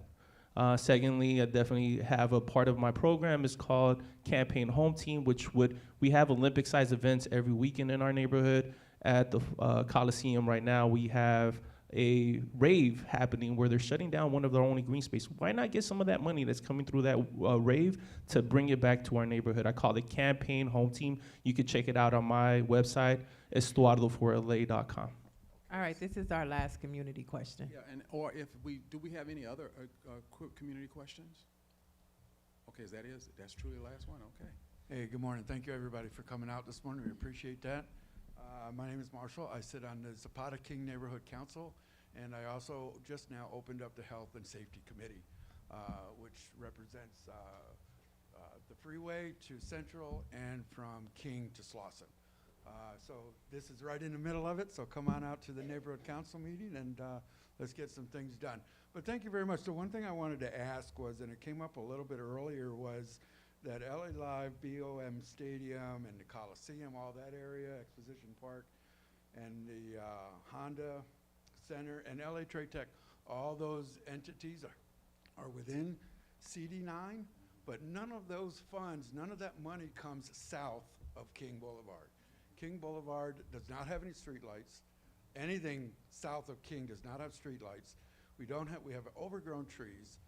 CD9 has the second largest homeless community to Skid Row. Everything is getting moved in. So we need to know what you guys are going to do, and also help support the neighborhood councils in cleaning up the city, cleaning up our area, cleaning up CD9. Thank you. No, it's okay, sir. It's on. It just wasn't working. Oh, I'm sorry about that. Thank you. Got to learn how to use the mic better. Myself, I got it. Yes, it's part of my campaign plan. It is called Campaign Home Team. Look, we have all these economic engines in our neighborhood, like you said, everything. You're not even including the dealerships in our neighborhood. Billions of dollars that are coming out of our district when 40% of our folks are living below the federal poverty line is a crime, and that is violence as well. So what I would do is I would fight to ensure that there's... Time. I'm sorry, it's 30 seconds time. Oh, Yeah. just one quick point. Okay. Okay, put a surcharge and make sure that the tax revenue comes to our neighborhood. All right, so we'll go to 40 seconds for everybody. I'll go next. The discretionary dollars are there. So this is a little known fact, but because that is in our district, that means that there's a pot of money, millions of dollars that the current administration isn't using to help people south of King or south of Washington. They wait until it's election time for them to start cleaning the streets, or they throw concerts to promote their own campaigns instead of repairing our streets, trimming our trees, and turning our lights back on. And that's where we need to be held accountable in order to spend those dollars every single day, not just when elections come around. I want to echo exactly what Helmer said. I think we only get services once every 4 years.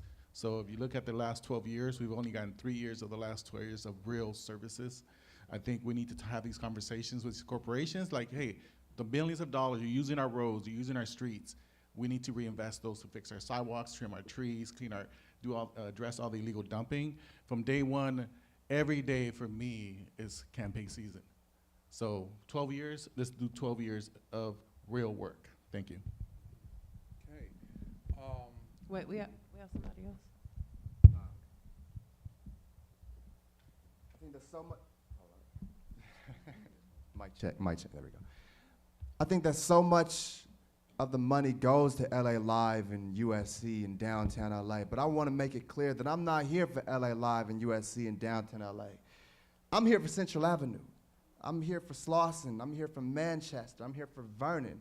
That is what I care about. I want to make sure that the funds go specifically to this community. And I guess with 30 seconds, to even speak about this issue, I just want you to know that that's what I'm all about. I'm not here for downtown LA. I'm here for investing the funds into South Central Los Angeles. South Central first and always. Thank you. All right, we have one more. Oh, two more, okay. I've been part of the South Central Neighborhood Council for over 10 years, participating and advocating for the community resources, programs, and everything. But as a grassroots organizer, I've been advocating for street lights, trimming the trees, repairing the sidewalks, and even speed bumps in different areas. I will continue doing that because that's a top priority. Whenever I get to someone's door, that's a top priority for me. And I'm gonna emphasize that that's part of the safety plan that I have. Thank you, Marshall. So half of those places you mentioned, I brought them in. I sat on those meetings and I said, look, we want this, we want that, we want that. If you guys remember, the sports arena was not used for about 10 years. The city of LA was paying more into upkeeping the sports arena than it was getting back. So we said, look, destroy the sports arena, build a world-class stadium. $250 million later, we asked them for a local hire. 50% of the people that work at that sports are black and brown. They have prevailing wages, so 100% of those jobs were union jobs, good paying jobs with benefits, with health care, stuff that we care about. And they built it. And it's been built for about 8 years now. If you walk into that stadium right now, half the people that work there live in ours, are 90011, 90037. Those are zip codes that we had. Time. Thank you. Okay. All right, we have one more question from Two Urban Girls, which is a media outlet, very popular blog on social media. So Two Urban Girls submitted the following question. The media is marketing this race as the last time the seat will be black. What will you do if elected to ensure black residents in the 9th District, which is nearly 20%, will remain not only involved but considered in your policy decisions? I can start. I would do what I've been doing my whole life, which is working alongside Black and Latino residents to build coalitions to ensure that we get our fair share here in South Central Los Angeles. I also commit to ensuring that my office are people from South Los Angeles who are both Black and Latino, not only on the field, but actually making policy decisions to make sure that we protect residents here in our community. When my family moved here from Mexico in the 1980s to Adams and Central, my neighborhood was black, all black. I was the only Latino on that block. If you go back to that block, because now it's all Latinos, one last member there, Miss Cookie, who lives there.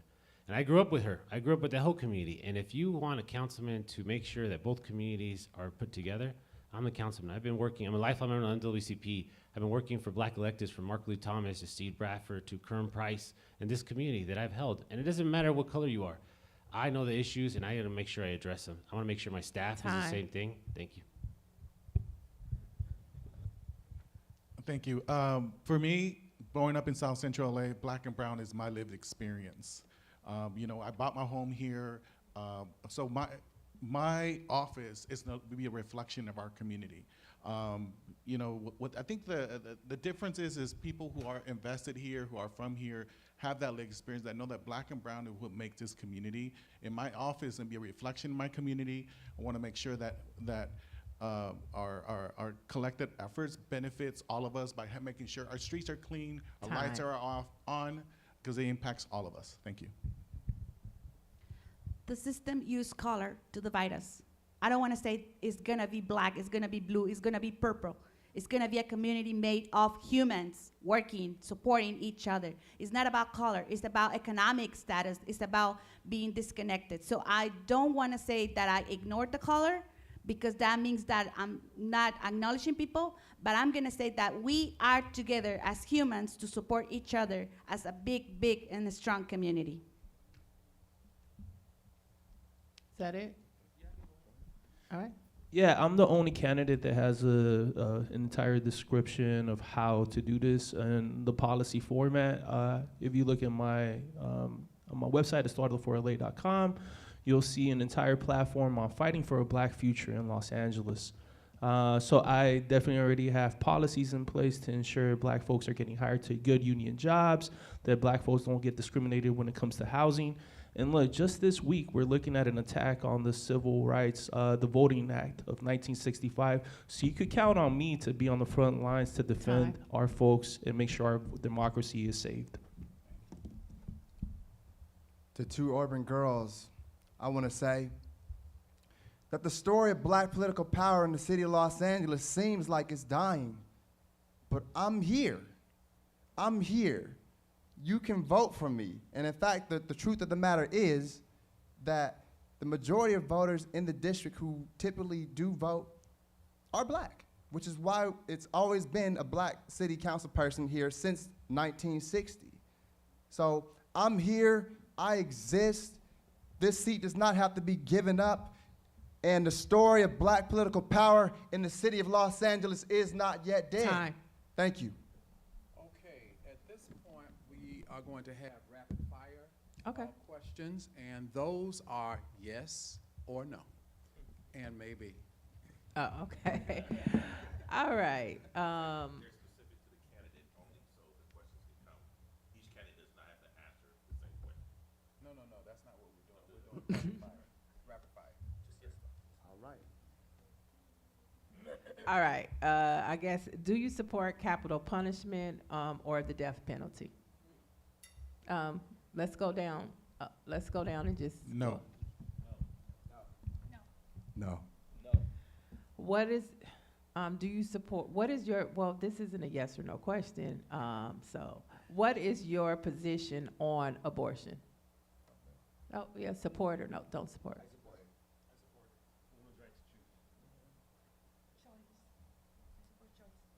Women's right to choose. Do you believe in DEI, diversity, equity, and inclusion? Absolutely. Yes. Yes. Okay, so at this point, we want to do closing comments from each of the candidates. We're going to do it in chronological order, meaning just down the line. And in the closing remarks, I'd like for you to throw in the support that you have from various people that are critically important to your campaign, and tell us why we should support you. And so we'll start with Mr. Kind of hard. We'll start with Mr. Nunez. Thank you, everyone. My name is Jorge Nuno again. I am excited to be here in front of you as a son of South Central Los Angeles. Again, my goal is simple: keep our community safe, clean, and walkable. Like I said, I'm a son of a gardener. My job is to make sure our community is clean. You find myself cleaning the streets every weekend, and for me, I want you to know that I'm accessible. I'm gonna be there for you. People that are supporting me is Supervisor Holly Mitchell, we work really close together of how we could build a better, just community through our collaboration. I'm also getting supported by Senator Lena Gonzalez. But one of the most proudest endorsement is gonna be Ms. Loma White, who's here today. She's been working in this district for 49 years. And what's so interesting is that she's showing me how to really run an office. She's trained other offices. And for me, the intel she's sharing with me is really insightful, that we need a functional office that has invested interest in our community. As your council member, I'm gonna make sure that I'm boots on the ground and making sure that the services that we are already paying for are getting done. In the same time, it's not just simple, it's not just changing the way the office is, it's also now understanding, letting our community know about what is available to them. And I think the third part is enforcement. Because we could do a lot of good work, but if it's not followed through and enforced, that's why our streets in Avalon looks the way they do. That's why Central Ave looks the way they do, Slauson and Figueroa. It's really about boots on the ground. Time. And that's the kind of candidate I'm gonna be for you. Thank you. Mr. Jose Ugarte. Thank you again, New Frontier Democratic Club, for hosting this. I've been a lifelong member of this club. I started here when Bernie Parks and MRT were fighting each other for supervisor, and that was 20 years ago almost. I've been working in this community for the last 25 years in state assembly and city council for local nonprofits and our clergy community. Now, about a year ago, I announced to run for office. I announced because I'm raising a 3-year-old daughter here in the community that raised me. I've been endorsed by the LA Sentinel, La Opinion, two of the biggest newspapers in South LA. I've been endorsed by local councilman Kern Price, Councilwoman Heather Hutt, Councilman Tim McCosker. I can go on. I have over 300 endorsements from local elected officials. But most important to me is my family, my faith, is that got me through where I am today. I want to continue the legacy of Black Gilbert Lindsay, Rita Walters, Jan Perry, now Kern Price. There's big shoes to fill, and I've committed to that, to making sure that my community is still thriving and still surviving. Thank you again. Mr. Elmer Roldan. So I am a South Central kid. I love South Central. I love the people in South Central. And if you hear frustration in my voice, it's because I, as a South Central resident, I'm tired of 12 years of lackluster leadership, and we cannot afford another 4 years of the same people ignoring our community here in South Los Angeles, specifically in South Central Los Angeles on the east side where I live. I've been in our community since I was a kid, organizing for South Central Los Angeles since I was 13 years old. For the last 30 years, I've been fighting to improve the quality of education in Los Angeles, to ensure that more Black and Latino kids graduate on time, ready for college and career, to decriminalize students so they are not tracked into the school to prison pipeline in our system, and more importantly, to bring jobs and investing here in the community, because the people here matter. And that's what I commit to bringing as a council member here in this community, is representing the people that I call my neighbors. I don't have to travel outside of this community or come back here every single day, because I live here. I live through the consequences, and I know what it is that our residents need here in our community and our businesses. I have been endorsed by our wonderful mayor, Karen Bass. I've been endorsed by the council president, Marquise Harris Dawson, and Assembly Member Sade Elaware, as well as other leaders who know me, who know what I'm capable of, the work that I've done in this community. And I am looking forward to working with you to continue the legacy of civil rights activists who trained me as a kid and taught me what it's like to love my community and fight the systemic issues that Black and Latino residents and working class people have always faced. The question was asked about reparations. I don't believe that reparations is only about giving people a one-time support, but also it's every single day.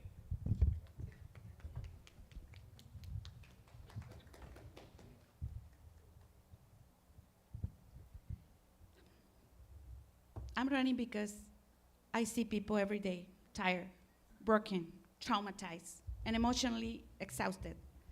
I'm a therapist, but I was not a therapist. I was a mom, really involved, trying to bring resources to my kids and my community members.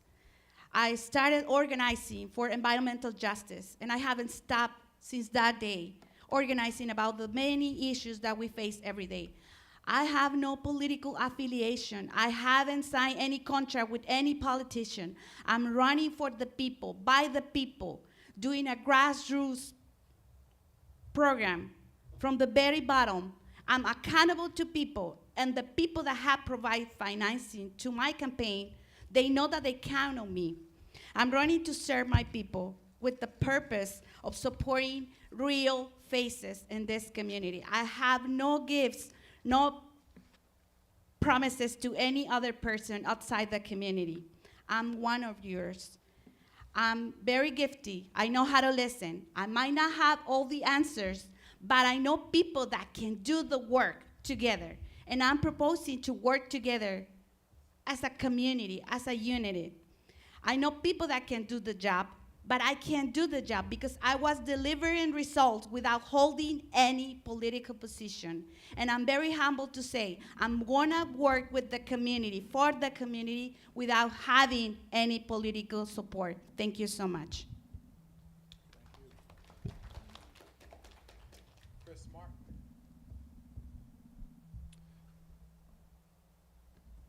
The reality is, this is one of 3 black seats that we have in the city of Los Angeles. And within 5 years, there is a possibility, a real possibility, that there will be no black representation in the city of Los Angeles. Karen Bass is facing a lot of opposition. The black establishment has resolved to give up the black seat at the table. And the truth of the matter is, I am the only candidate who is fighting to uphold the legacy of Gilbert Lindsay and Rita Walters and Tom Bradley. I'm the only candidate who is actively up here fighting to preserve black political power in the city of Los Angeles. And my support comes from phone call after phone call after phone call from the neighbors, from the elders in this community, from community members, including people from this church, including people in here right now, saying that this campaign is bigger than just one person. It is about making sure that you, as black people, have a real voice at City Hall.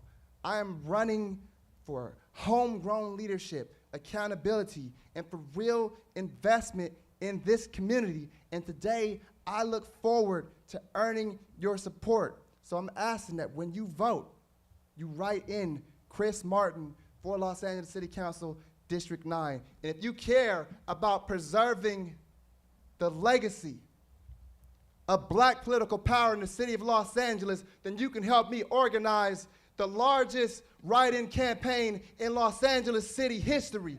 That is not too hard for God to do, and I believe that we can do it. Thank you so much. My name is Chris Martin, and I'm running for Los Angeles City Council, District 9. Finally, we have Astado Mazariega. Thank you, thank you. Again, thank you all for opening up the space, especially during this week after the disastrous decision that was made at the Supreme Court in 1965, voting rights under attack right now. And it's a beautiful thing to be standing here shoulder to shoulder with folks that have fought for this, bled for this, have living memory of what not having a democracy is like. And I'm here to say that I'll fight for democracy with everybody that stands for justice, with black folks, with immigrant folks, with working class people in the city of Los Angeles, to ensure that the image of the city of LA is redone in our image, that it works for the 9th City District, because the 9th City District is the future of Los Angeles. I've gotten the endorsements of UTLA, the United Teachers of Los Angeles, hospital workers, NUHW, city workers, EAA, folks from BLADE, the Black Los Angeles Young Democrats. I just earned their endorsement. I'm door knocking every day. I got the endorsements of the abuelitas, the aunties, the grandmas, the grandpas in the neighborhood. I'm door knocking. I've raised over $200,000 in small dollar donations. No corporation needed. Not Airbnb throwing in $300,000 into my campaign like Mr. Ugarte's campaign. Not anybody coming out of our community to tell us what to do. We are folks that are organizing, and I'm part of a mass movement throughout the city of Los Angeles to center the voice of the people that work hard every day. Check out my policy website, estuardoforla.com. Every one of these issues is described in full policy range with exactly what I'm gonna do that was described and designed by the people in the 9th City District through one-on-one conversations, house meetings, where we designed it, and through experience. I wanna center the voice of the folks of the 9th City District to solve the problems in the 9th City District. A vote for Estuardo Mazariegos is a vote for the people. Thank you. Thank you very much.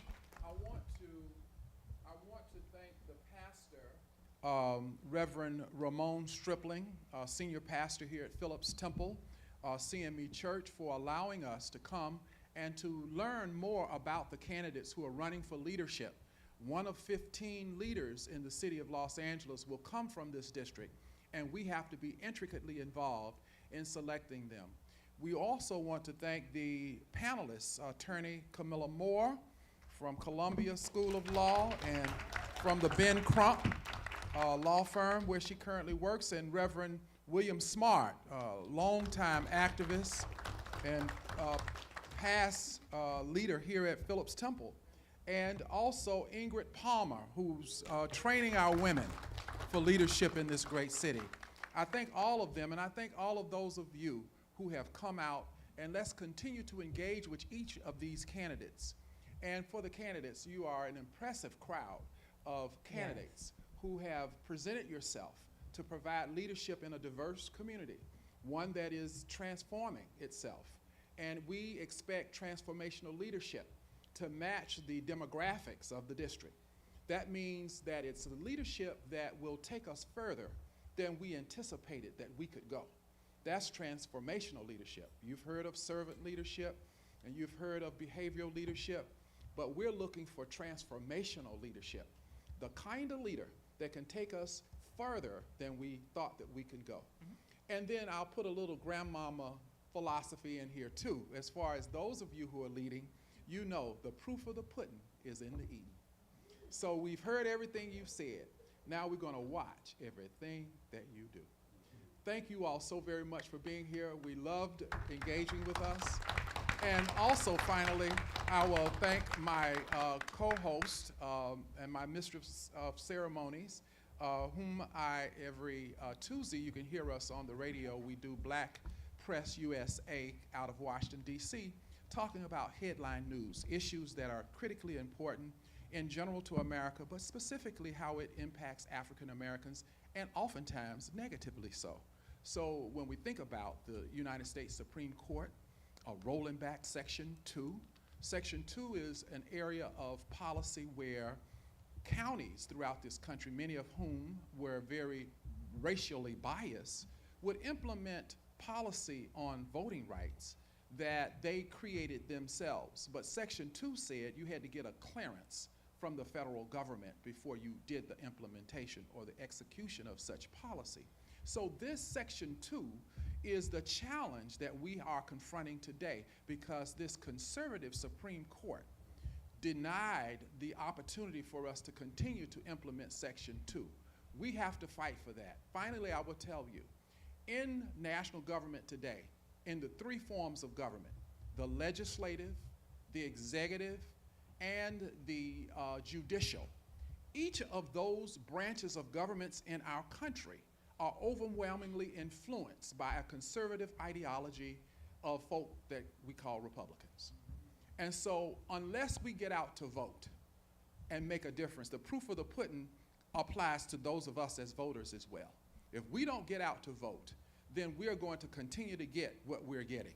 And I want to piggyback on that real quickly, because on a federal level, the Congressional Black Caucus as well as the Hispanic Caucus is at a threat right now, a threat.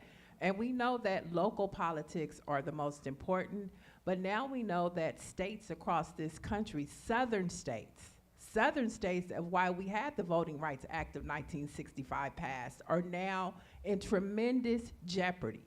So as we vote locally, let's make sure that we are supporting our southern states. We have the SCLC right here that is going to be doing work on the southern states, and we should support the SCLC, the NAACP, the Urban League. There are organizations called the Collective PAC that currently endorses black candidates all across this country. You have the Black Church PAC that supports black political candidates. You have Freddie Haynes from Texas that's running.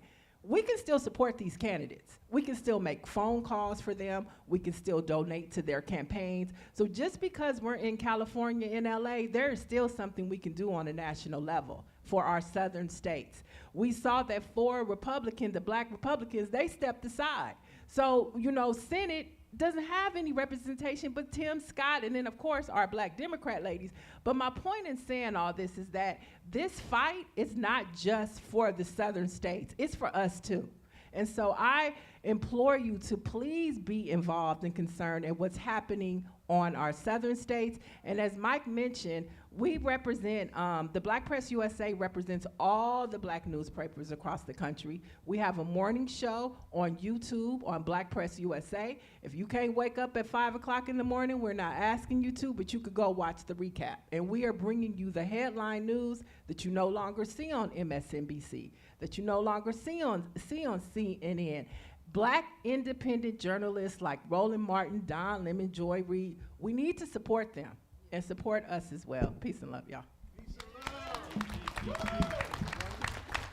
One final note, the New Frontier Democratic Club was happy to collaborate with the entities discussed to give this public forum to the community. But in terms of the endorsement process is separate than this public effort here. The process of endorsing for New Frontier will take place on the 3rd Tuesday. We meet the 3rd Tuesday of every month. And so on the 3rd Tuesday, they will look at the endorsement for this particular seat, Council District 9, separate operation than just this forum. So that for those members of New Frontier, only the members of New Frontier can vote, and you will have had to have been a member 30 days prior to the election. And that will happen on the 3rd Tuesday, at which time they will have an endorsement. There will be some contact with every candidate in that, but the vote is ultimately given by the general body. The Political Action Committee oftentimes conducts these interviews with the candidates, but the final endorsement will be on the 3rd Tuesday of May. So I wanted to share that with you. And once again, thank you all so very much for coming out, and let's continue to engage with our various candidates who have presented themselves and have done a wonderful job at expressing their points of view on policies that impact our quality of life. And we'll finally have, if we're done, we'll have closing remarks Sure. and prayer from Pastor Strickland. Thank you so much. And again, I just want to thank you all for being here. To all of the candidates, someone who is on this stage will be representing us. And I want you to know that whoever is representing us, Phillips Temple will be here to be a partner with you, and we'll always open up our doors to be of service, okay? Amen. I'm going to ask Pastor Pat if she would give the closing prayer. Thank you. Thank you. And let us pray. Dear Heavenly Father, we'd like to thank you, Lord.